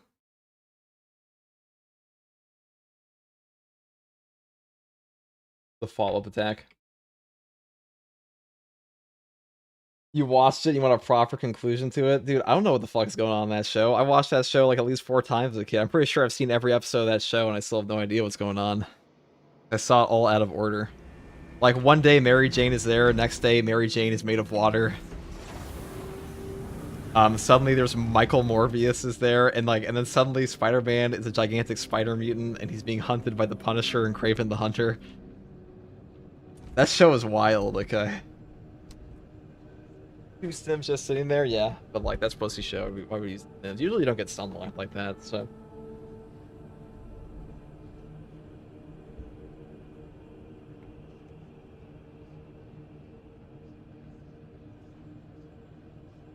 That Gaunt got promoted to Hive. It wasn't even a Gaunt, it was a Tyrannid Warrior. What else shall we play? We'll play Heavy Bolt Rifle. The most damaging Heavy Bolt Rifle build in the game.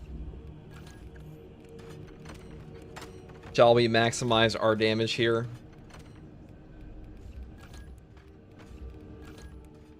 I think we will.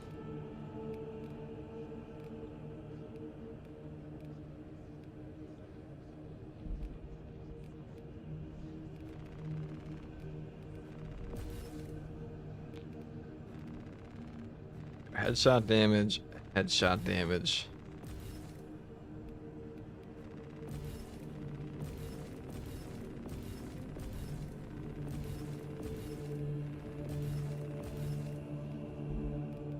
This is the max amount of damage you can build on this weapon. At least, like, unless you go up here for Divine Might, then you can get more damage at range. Or, like, at a close range. But, like, if you're going long range on this weapon, this is as good as it gets with remote threat for headshot damage. And then we'll take steady aim, maybe. Fuck it, we'll go all in. I mean, we could take the multiplicative, like the scoped one. This one is better at long range, but firepower is more damage per headshot. And we'll take the scoped one. It might be better with Emperor's Vengeance here. We'll take that just because we'll probably run out otherwise, and like you don't really need Emperor's Judgment as much. Pocket.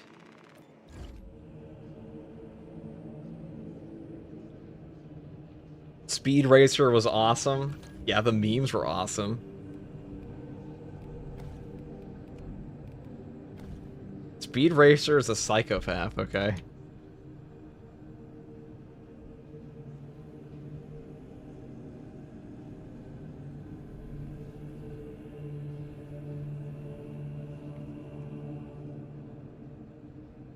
You guys have seen the old Speed Racer show, right? Where it's like, listen, we got a lot of work to do starting right now. Stop crying. I fucking love that show, okay? I love all the memes. You guys have seen he's going over that cliff, right? We've all seen, we all know. We all have elite ball knowledge in this chat, I'm sure.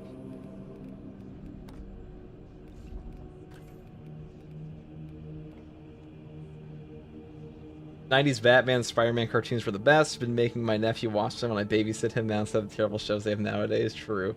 Ah, yes, that clip. Yeah, I'm telling you guys have elite gamer knowledge.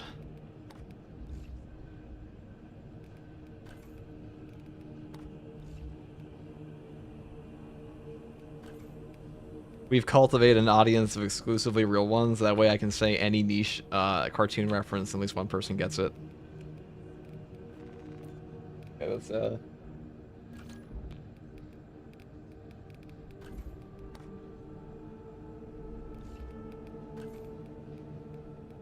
put the red here.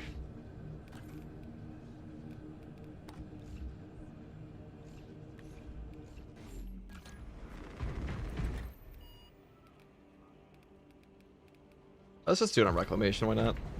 Actually, it's probably the worst possible map. Let's do it on Termination. Because, like, there's no range on that one anyways. Nice, the first book I read was about 40k was Burning of Prospero because it was in my school's library. Dude, you had a fucking 40k book in your school's library? Listen, how the hell are they gonna allow 40k? And ban some of those other books, dude. I swear to God. Nothing taught me to hate the uninitiated for nerddom outside of like my childhood experience with like school librarians. They're like, oh, these kids are playing D&D. How monstrous, how monstrous. But let's move in hold on. Got here. I've been sidetracked 1 second.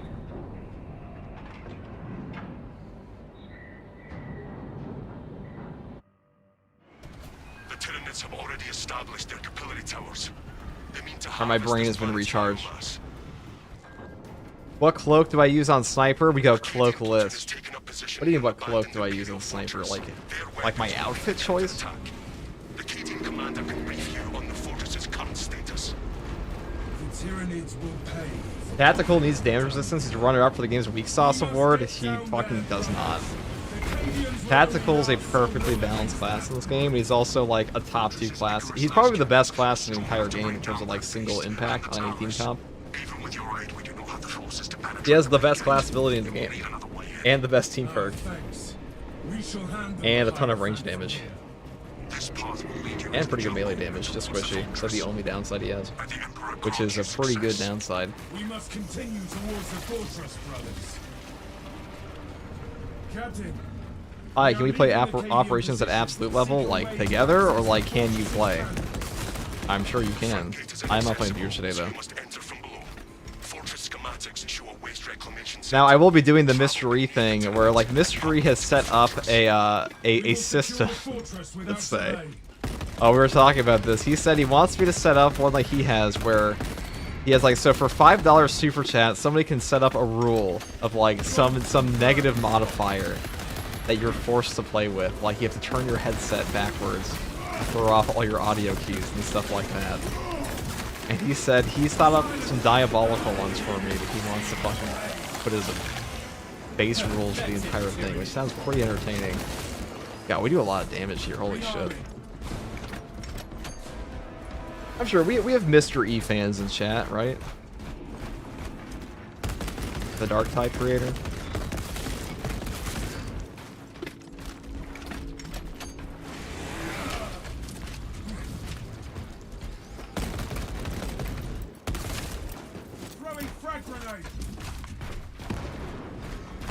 I guess we could just do this, huh?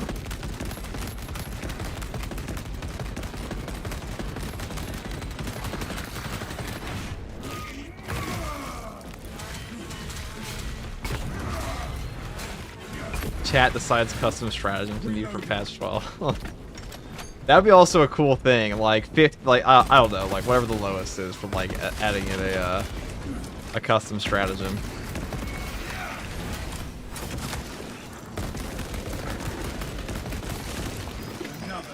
It's kind of bliss to your ears. This one.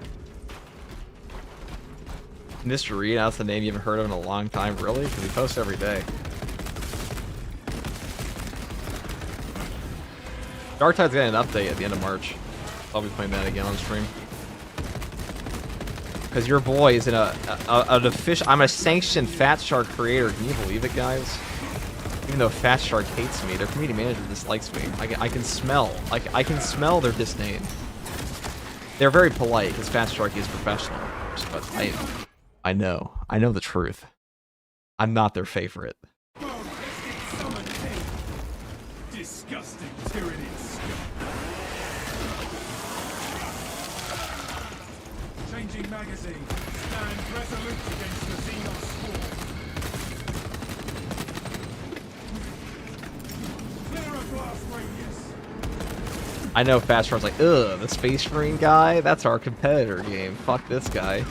You need to be making dark type content year-round, you sack of shit. They didn't say that. Maybe they thought that.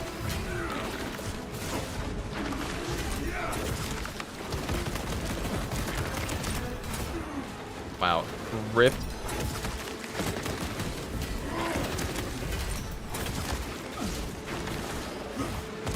Swapping magazine.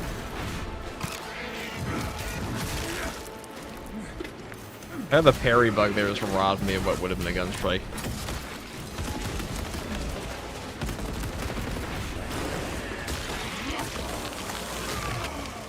You are fertilizer now, Xenos.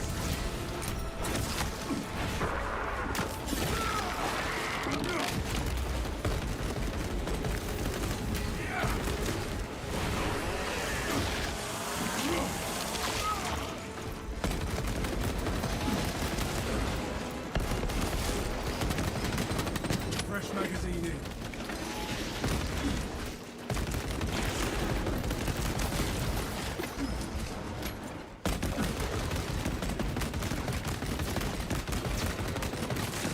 Exterminating. I used to use the blockchain sword, now we're using relentless pursuit this time, so I didn't. I hate when Paragon Whip doesn't register, but I mean, like, Fresh munitions. I want to talk about a lack of skill expression in Space Marine 2. How about a bug that makes it so, like, one of the only timing mechanics in the entire game only works like 80% of the time? I can just straight up kill you. In fact, I'm sure if you were to, like, tally up the amount of deaths the players have in this game at, like, solo operations and stuff like, and, like, hard siege, a staggering amount of them are probably as a direct result of one missed parry that costs them a CHP regen or armor. Because Space Marine 2 is a game where you will just explode if you don't have armor sometimes, and getting armor is everything. Or having that one instance of damage reduction is everything, and having anything that disrupts that loop can throw off the entire thing. Surprises await. Resupplying. Why do you think they dislike you? Because I play Space Marine, the much better game. Codex compliant. The much more popular and much cooler 40k game. And Fat Shark desperately wants to be the cool kids on the block. And Space Marine's just too fucking Chad to not be played. You know? Licks are on all specs. All specs flagged to Euro.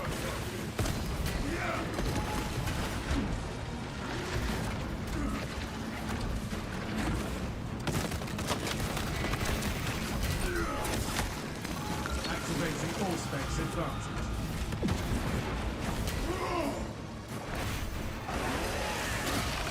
Oh boy. I'm looking too hot.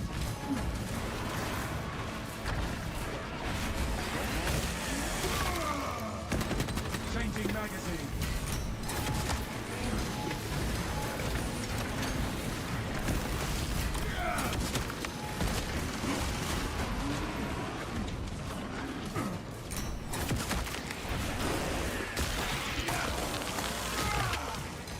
Another Xenos bioform eliminated.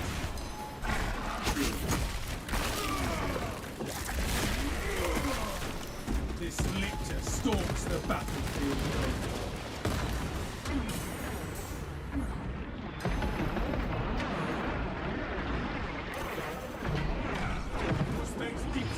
Oh, I missed that. That's unfortunate. That was a rough spot. Mad Space 2 had a stamina bar. That would be good.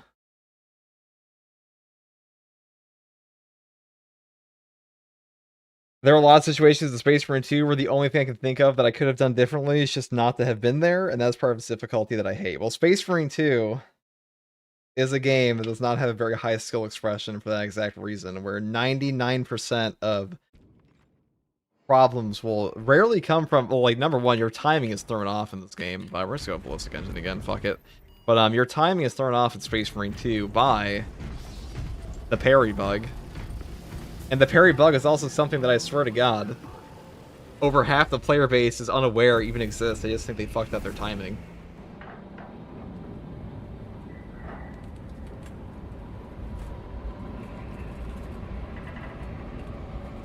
But most of the skill expression in Space Marine 2 comes from positioning and, like, aiming, probably. How long have we had the parry bug? Since launch. We've had it since launch.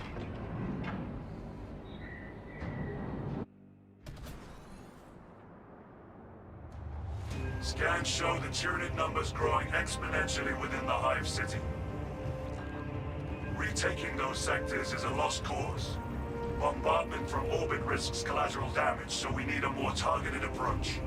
Commandeer a Nova What is the parry bug? warhead from the Navy You parry an supplies enemy. Astra Militarum depot You have the perfect parry and deliver window. payload by rail. You don't get a perfect parry, and the attack phase is 3 and does no damage.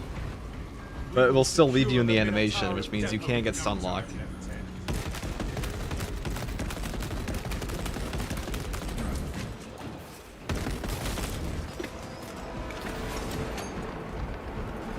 Keep close, brothers. Do not get separated in this storm. The battle disturbs Avarax's arid landscape. Dust squalls can arise with little warning. If conditions obscure the path, look for the flashing guideposts. You just miss parries? Yeah, I mean, that's literally what it is.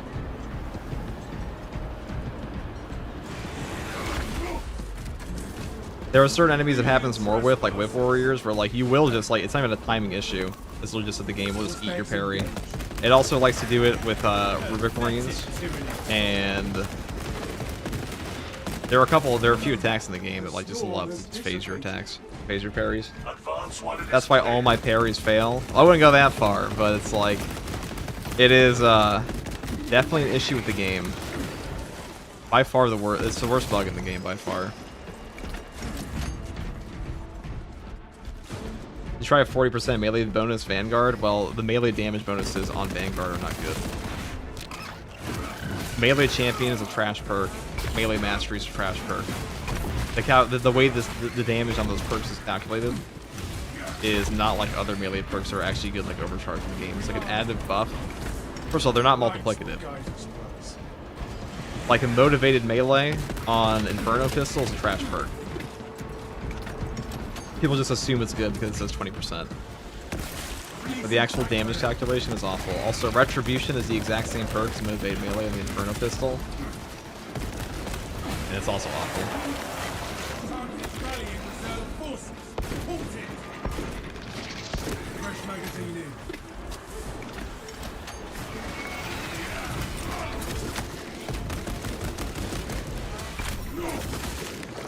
Terminate. Be ready. Prepare for low visibility. Absolutely loving this game since I started recently. Love your videos, dog. This game is a blast. This game is definitely fun. We do love our SM2. Two specs ready to scan.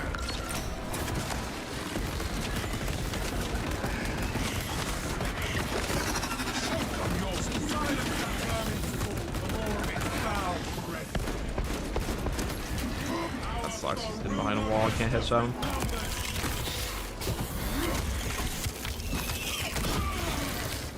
Swapping magazine.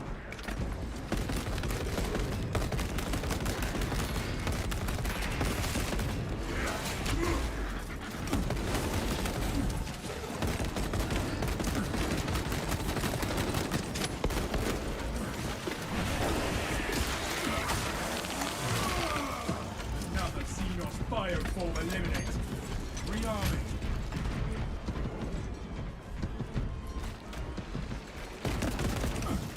That one calls for reinforcements. Yeah, on the note, amazing answer. Thank you so much, FTG. Well, I mean, on the note of melee buff perks in Space Marine 2, this is one.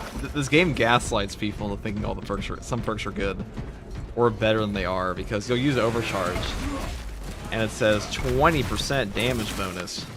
And you're like, holy fuck, I'm doing so much more damage now, and you can feel it in game. And then you use melee champion, it says 15% damage bonus. You're like, that's pretty good. But the way these damage bonuses are calculated are completely different. And one of them sucks, and that one's like the best perk in the game. But there's nothing actually telling a player there unless you look in the game code or on PC with testing arena mod. So, you're just cocked.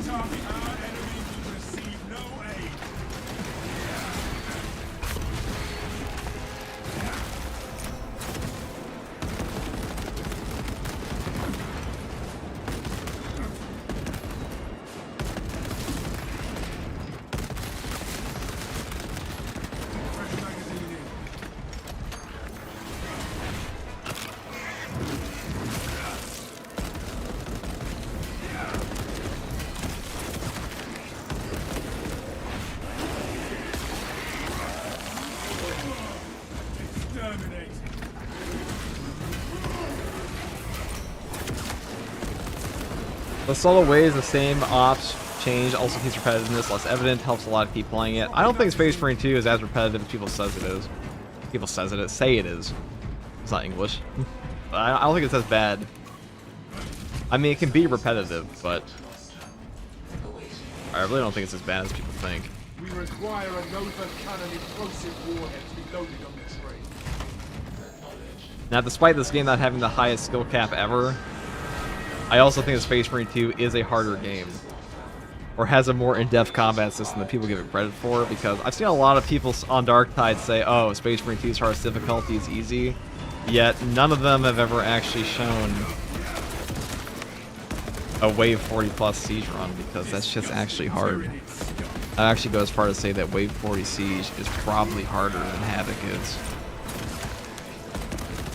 For most classes, but even if you take the most OP shit ever in game, you're still going to struggle in hard Siege, probably more than you're going to struggle with an equivalently broken build in Dark Tide. True solos are harder in Dark Tide though, but that's also not base game stuff at all.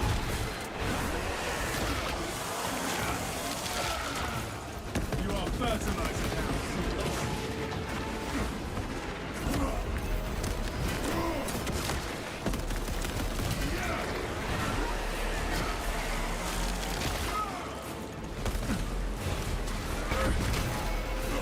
Not having a high skill cap, I think, is awesome. Not everything to be competitive. Well, skill caps aren't about being competitive. Skill caps are about allowing the player to engage mechanics that reward them for owning them. It's only competitive when, like, losers get upset about, like, who's the best and blah blah blah about a game, about, like, a PvE game. That's when time is toxic. That's why in Dark Tide, they removed the scoreboard. For that exact reason.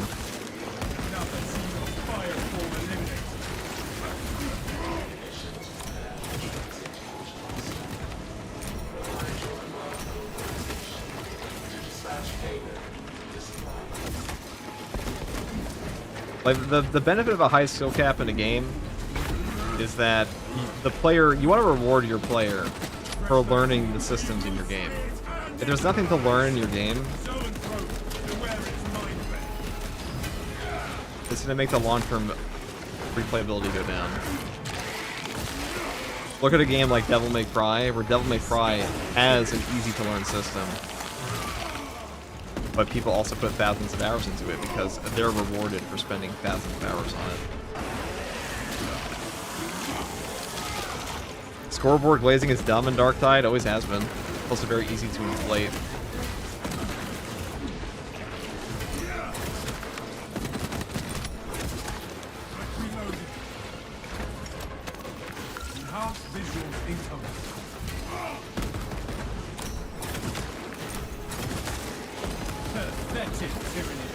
Yeah, this weapon does not do a lot of headshot damage at all. I think I'm going to swap over to the firepower one. I think which is better.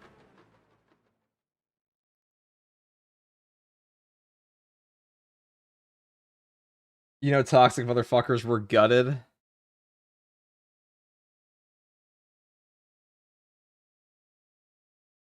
Streaming made so many games that are not competitive to be competitive for no reason.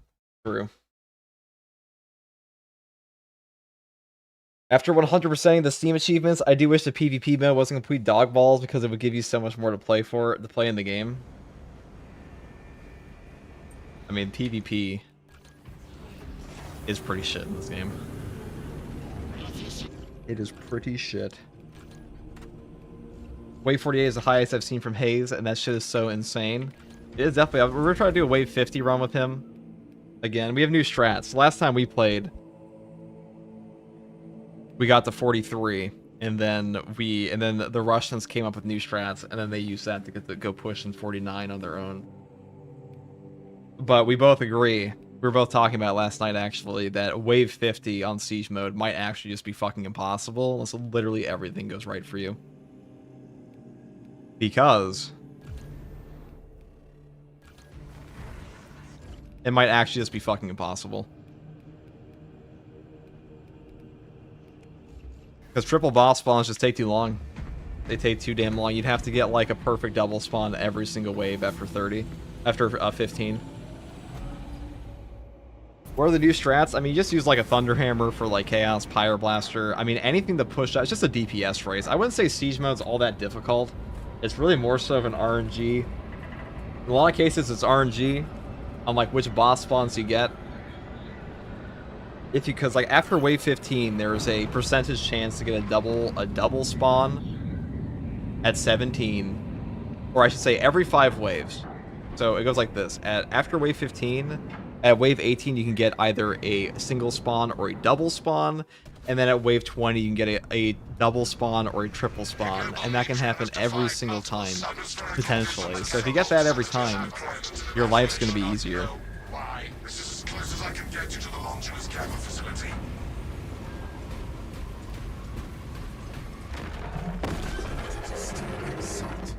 Tyranny, burrowing class. Did you check solo? Did it crash? Because that did happen to me. My game crashed anytime when I joined solo server. That means someone hacked Space Marine 2. That's definitely not what that means, but okay. Reverse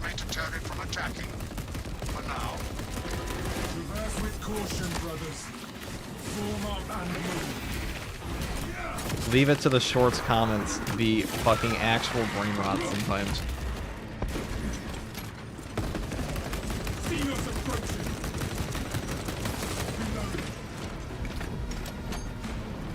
Pretty sure Hayes and the guys can get to 50. It'll take a lot of grinding. I mean, he doesn't think it's possible. I asked him last night.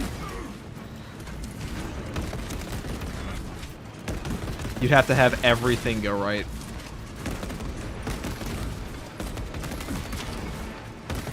Fresh magazine in.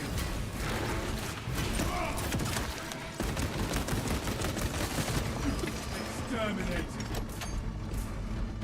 After a certain threshold, it's just a bet then in siege mode. Oh, it always has been RNG based, but it's so fun. You know, it's honestly more fun to do the same run attempt 50 times and like complete it the first try, in my opinion.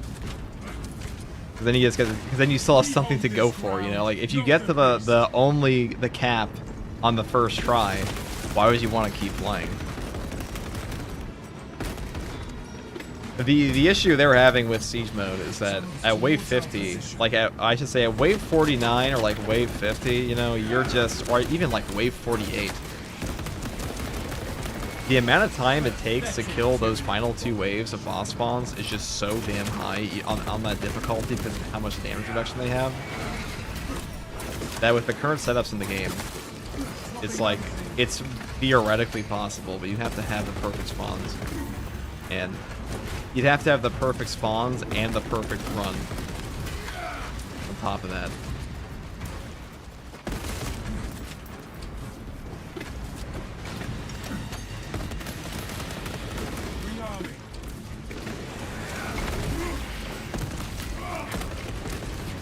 Though if they keep the crack and penetrator rounds thing to work on rocket launchers, we both agree, like 50, that's like a 30% damage increase we're talking about. I'm saying this version of the gun is so much better than the other one. Reloaded. Kill that foe. Lest it summon hate. I do hate this cope, you see though. Yeah, just a bit of lag turns the lots of lag at 40 plus talked about last time. Yeah, I mean it just lags. That too. The game's not built for going that high. Have There's the reason the timer exists in Siege mode is not as like a challenge mechanic. It exists because the game will fucking crash eventually, no matter what, if they don't have it. Changing magazine. Which is why the game starts to run progressively worse. Gathering supplies. Trigon assault incoming!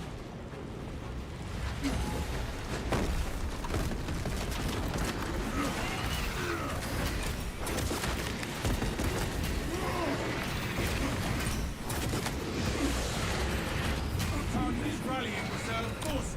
Halted! Another stand resolute against the Xenos.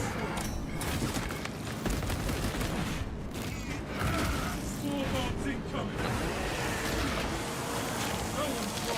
Fortify your It's good they're adding the hosting transferring next patch for Siege. Now, my hope for that is that the host transfer shit does not mean that, like, when it crashes, suddenly... Because I have a sneaking suspicion there's no way that that is intended for, like, actual challenge of Siege at all. So it's probably going to be, like, there for, like, wave 25, and it might even throw off the timer. Which means it's effectively a crash no matter what. That's my worry for it.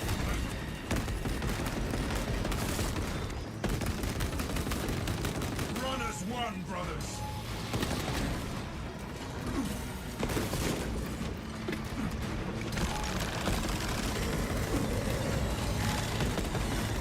Brace for subterranean rupture.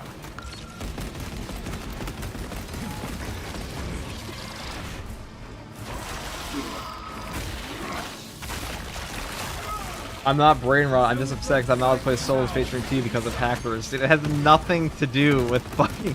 How would you soloing Space Marine 2 have anything to do with hackers in your game?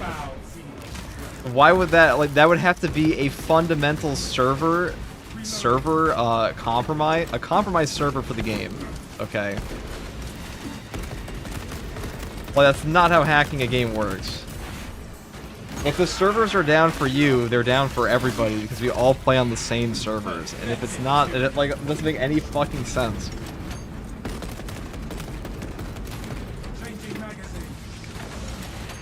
I was having the same trouble with hackers affecting my server, but it was solved. I'm okay now. What the fuck are you guys talking about? Okay, if you're trying to play solo, first of all, you turn your game offline. If it's a server issue, it's a server issue. It's like, you realize you all play on the same servers, right? I mean, maybe, what can a hacker do with a cracked Xbox? I mean, they could freeze your game, and like, that's a, you know, host issue. But like, what makes you think it's hackers affecting your solo play? What server do you think you're playing on?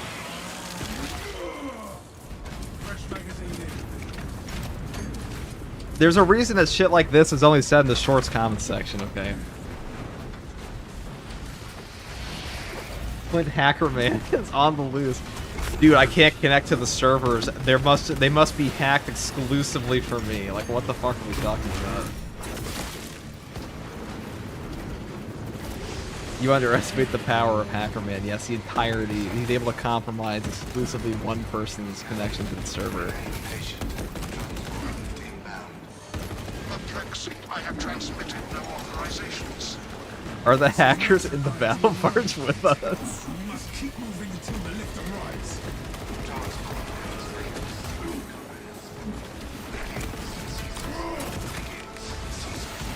Wait out the lift while rotating position.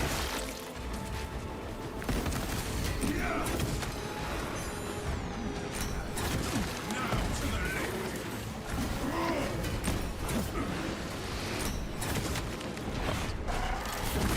That's a downside note. For that jealous dark tide dev hackers. Destroy the spore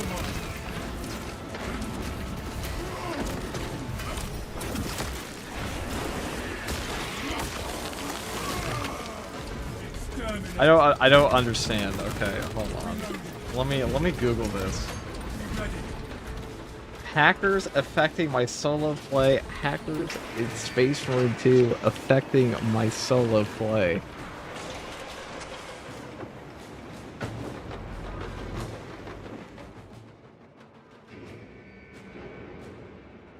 Like, it doesn't make any sense. It's like there's either a server issue or it's not. It never crashed my game if I joined online server. When I joined the offline solo server, it crashed. I call it a malware. Well, you might just be fucking stupid. I hate to break it.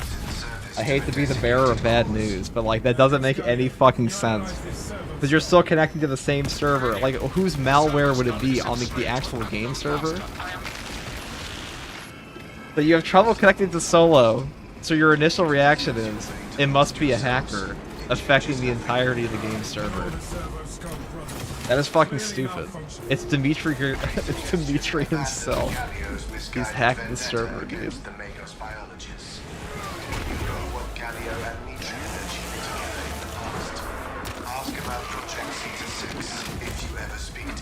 Too much porn is bad for the PC. The Slaneshi cultist desktop. Bro, I don't think that's how that works. It's certainly not.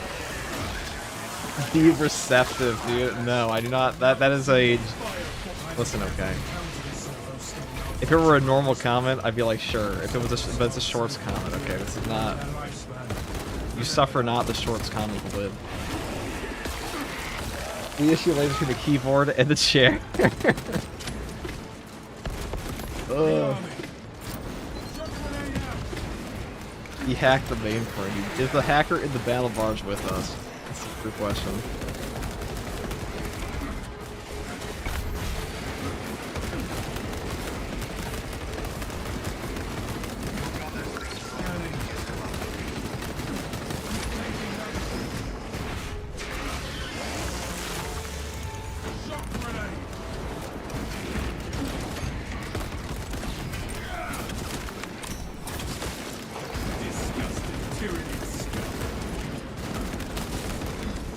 I really wish I had a radiant attack there. That would be nice. I'm saying he needs to be receptive. It's true.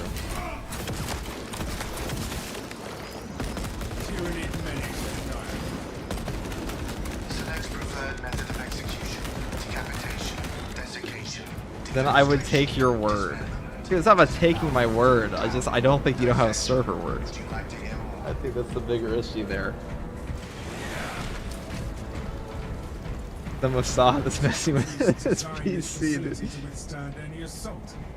You know, if he thinks it's a hacker, he might not be a tech freeze. He's probably not a TECHMARINE. He's most likely not a member of the AdMech. The TECHMARINE will be here on the 26th. Hopefully that'll fix the server issues that the hackers will be getting into.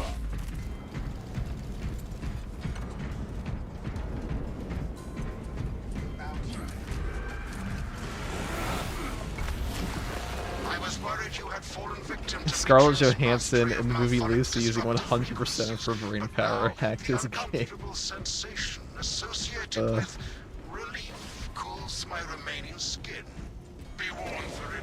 Different kinds of TECHMARINE hype to the 26. So she will lie and store in hope the Xenos swarm will devour you. Case in point, she has enslaved that servo skull as a crude mouthpiece. But give her word zero credibility for the mission's sake. At your own. The facility will be infested in moments. Starches, the facility is well stocked in mining gear. Requisition, melter charges. So when they're planted like that, they take more damage. The infestation. Melter munition should be nearby.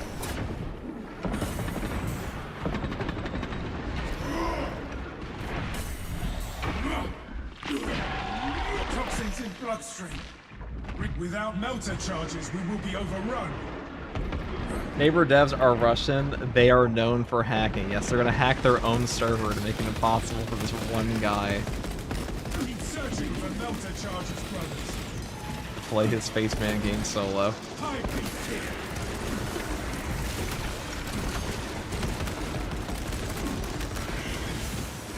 Our strategy hinges on melter charges.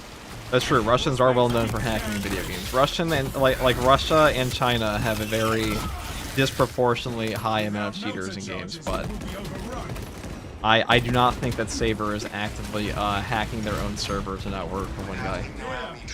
Exclusive when he tends to play so. How dare he, really?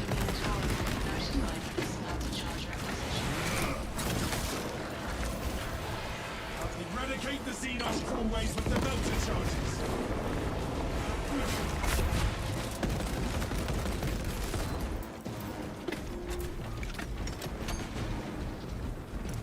I was joking, by the way, dude. It's hard to tell. It's hard to tell. I've read many comments this week. What Warhammer is this? This is Warhammer 2 out of 3,000, excuse me, 39,990 days.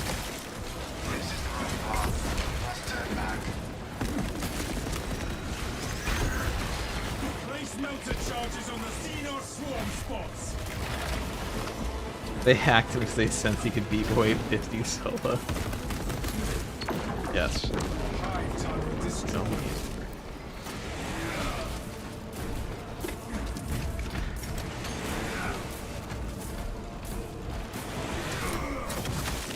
On that Siege, I will be making more Siege guides once the new map starts coming out.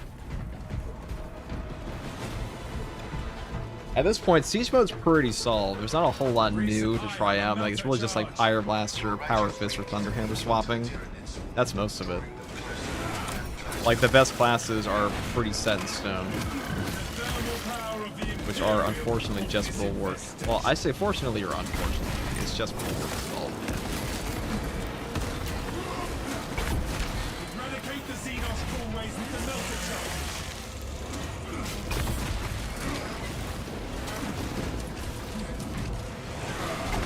And the only things that are really left to try in Siege mode are, like, if you're going to try out the Power Axe, maybe. Bought that out in some areas, but there's a point where it gets pretty hard to actually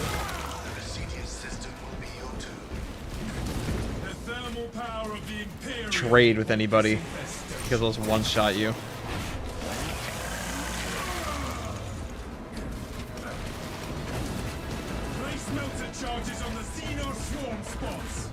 Okay, how about a more productive topic, like DLC pack costing my life savings? The $5 DLC pack, your life savings are $5? Seems more like a financial, it seems like more like a personal financial problem than a DLC problem.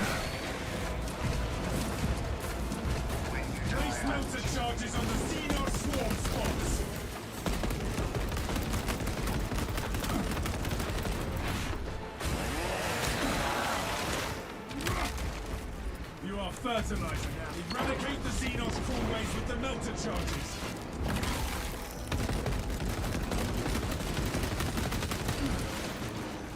Onwards, brothers, towards the objective.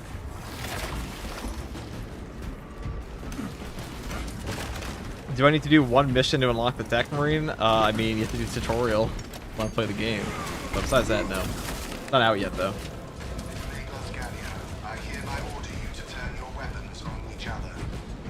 No telling. Inside the facility. Yeah, hold on. Oh, that makes sense. Why Microsoft cut off connecting so Russia won't be able to access my Windows PC. Luckily, I am in America. Okay. We're either trolling or I'm actually worried.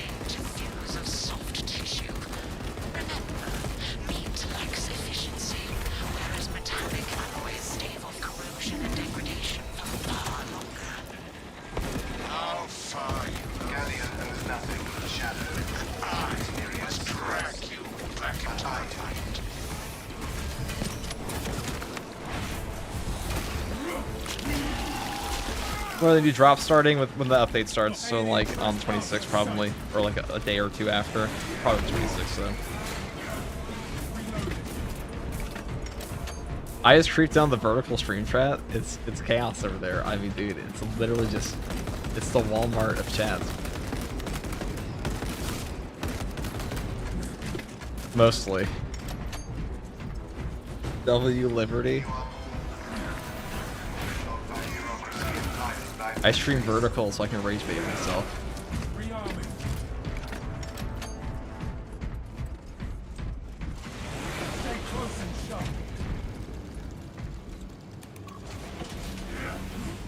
What GPU do you have? It's in the video description. All the specs are there.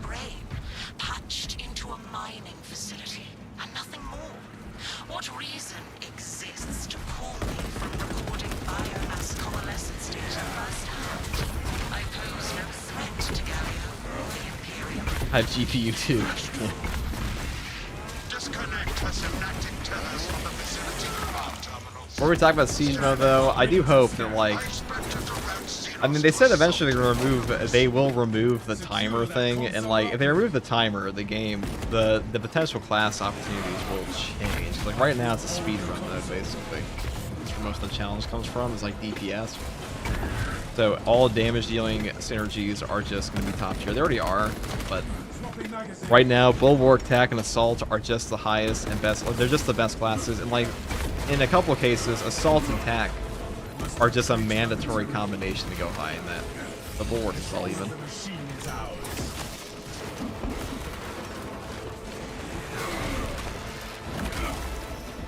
Secure that console uplink. Firepower heavy bolt rifle is just way better. This one. The damage feels significantly better. Where is that power cell?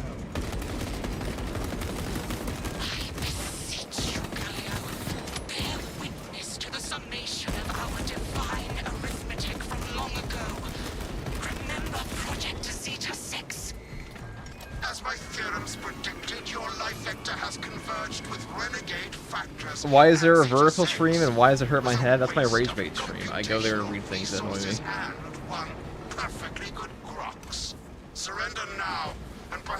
It's free content.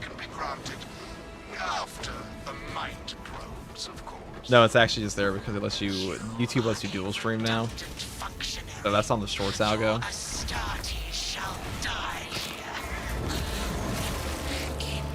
On the higher levels of Siege, does Fire Tick still do good damage? Yeah, it definitely does. Definitely does. I mean, it's just, it's even if it did okay damage. It's really more so of how much damage are you putting out at scale, because that's what Siege mode is. Like, all AoE abilities scale up in that mode because of how it built.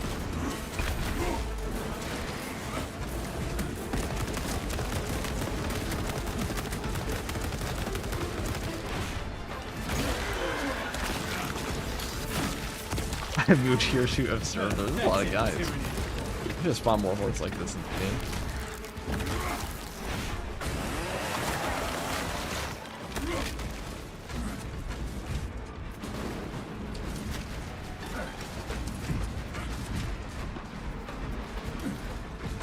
FTG demonizing himself following 3 different chats at once while playing solo. That's the neat part. I don't think any of them.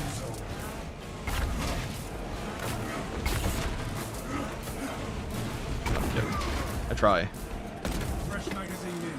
They were playing the Nightmare mod though. It actually is genuinely like that's the only thing I don't like about Siege mode. Is if you're playing Siege or like Nightmare mode mods, you really can't read chat if you want to live. Disable this console. Return to Metria's containment unit. See Metria. Because you can't read them as much. You thrash. Debrief set up.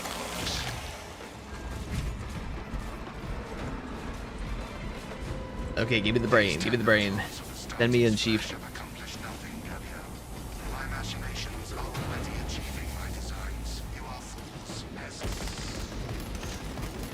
Silence, Metria. Meridian, confirm possession of her quivering mass of computational gray matter. Mados biologist is in Meridian's possession.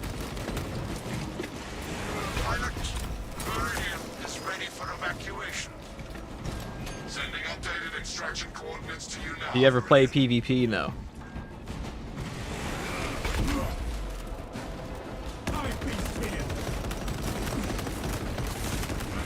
Exterminated.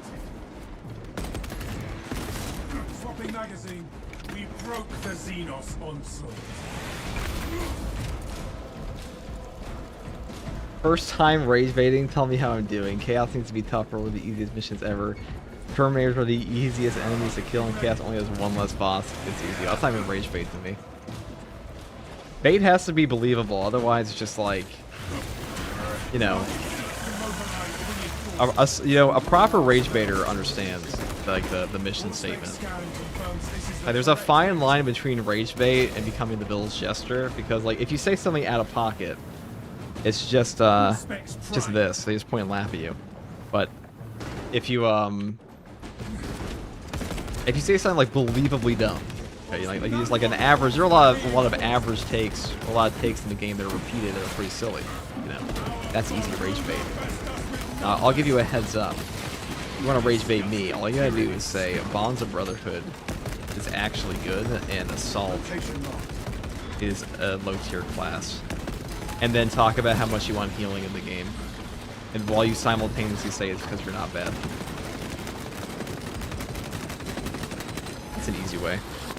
Activating all specs advantage. That's me. Alien trespasser sighted.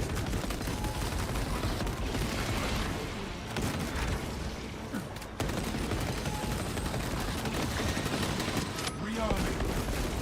The hive mind More healing. Bonds of Brotherhood, Assault sucks, and Sanguinius sucks are all FT for points. Nah, Sanguinius not really. I don't really give a shit. Everyone's a different. That's just a lore opinion. I don't think I've ever seen anybody in chat actually say that legitimately.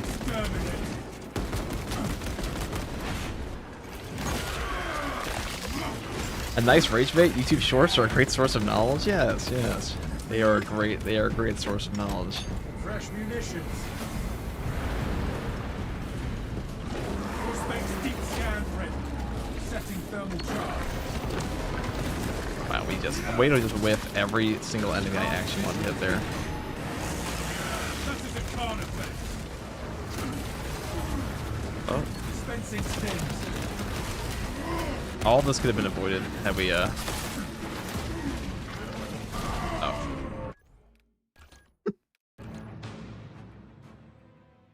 All of that could have been avoided if I just put my ulti bomb, if I hit it like 5 seconds later.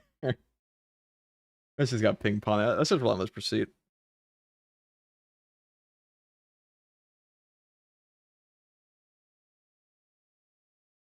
Bonds of Brotherhood is decent if you're playing with terrible teammates in pub matches. See, this is the rage bait we're talking about. This is what we're looking for.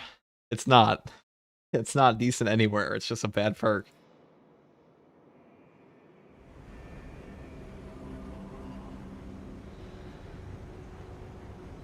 Alright. We're gonna call it there for now. I'll probably be back on later. But that's it. Take it easy, boys. Thanks for chilling.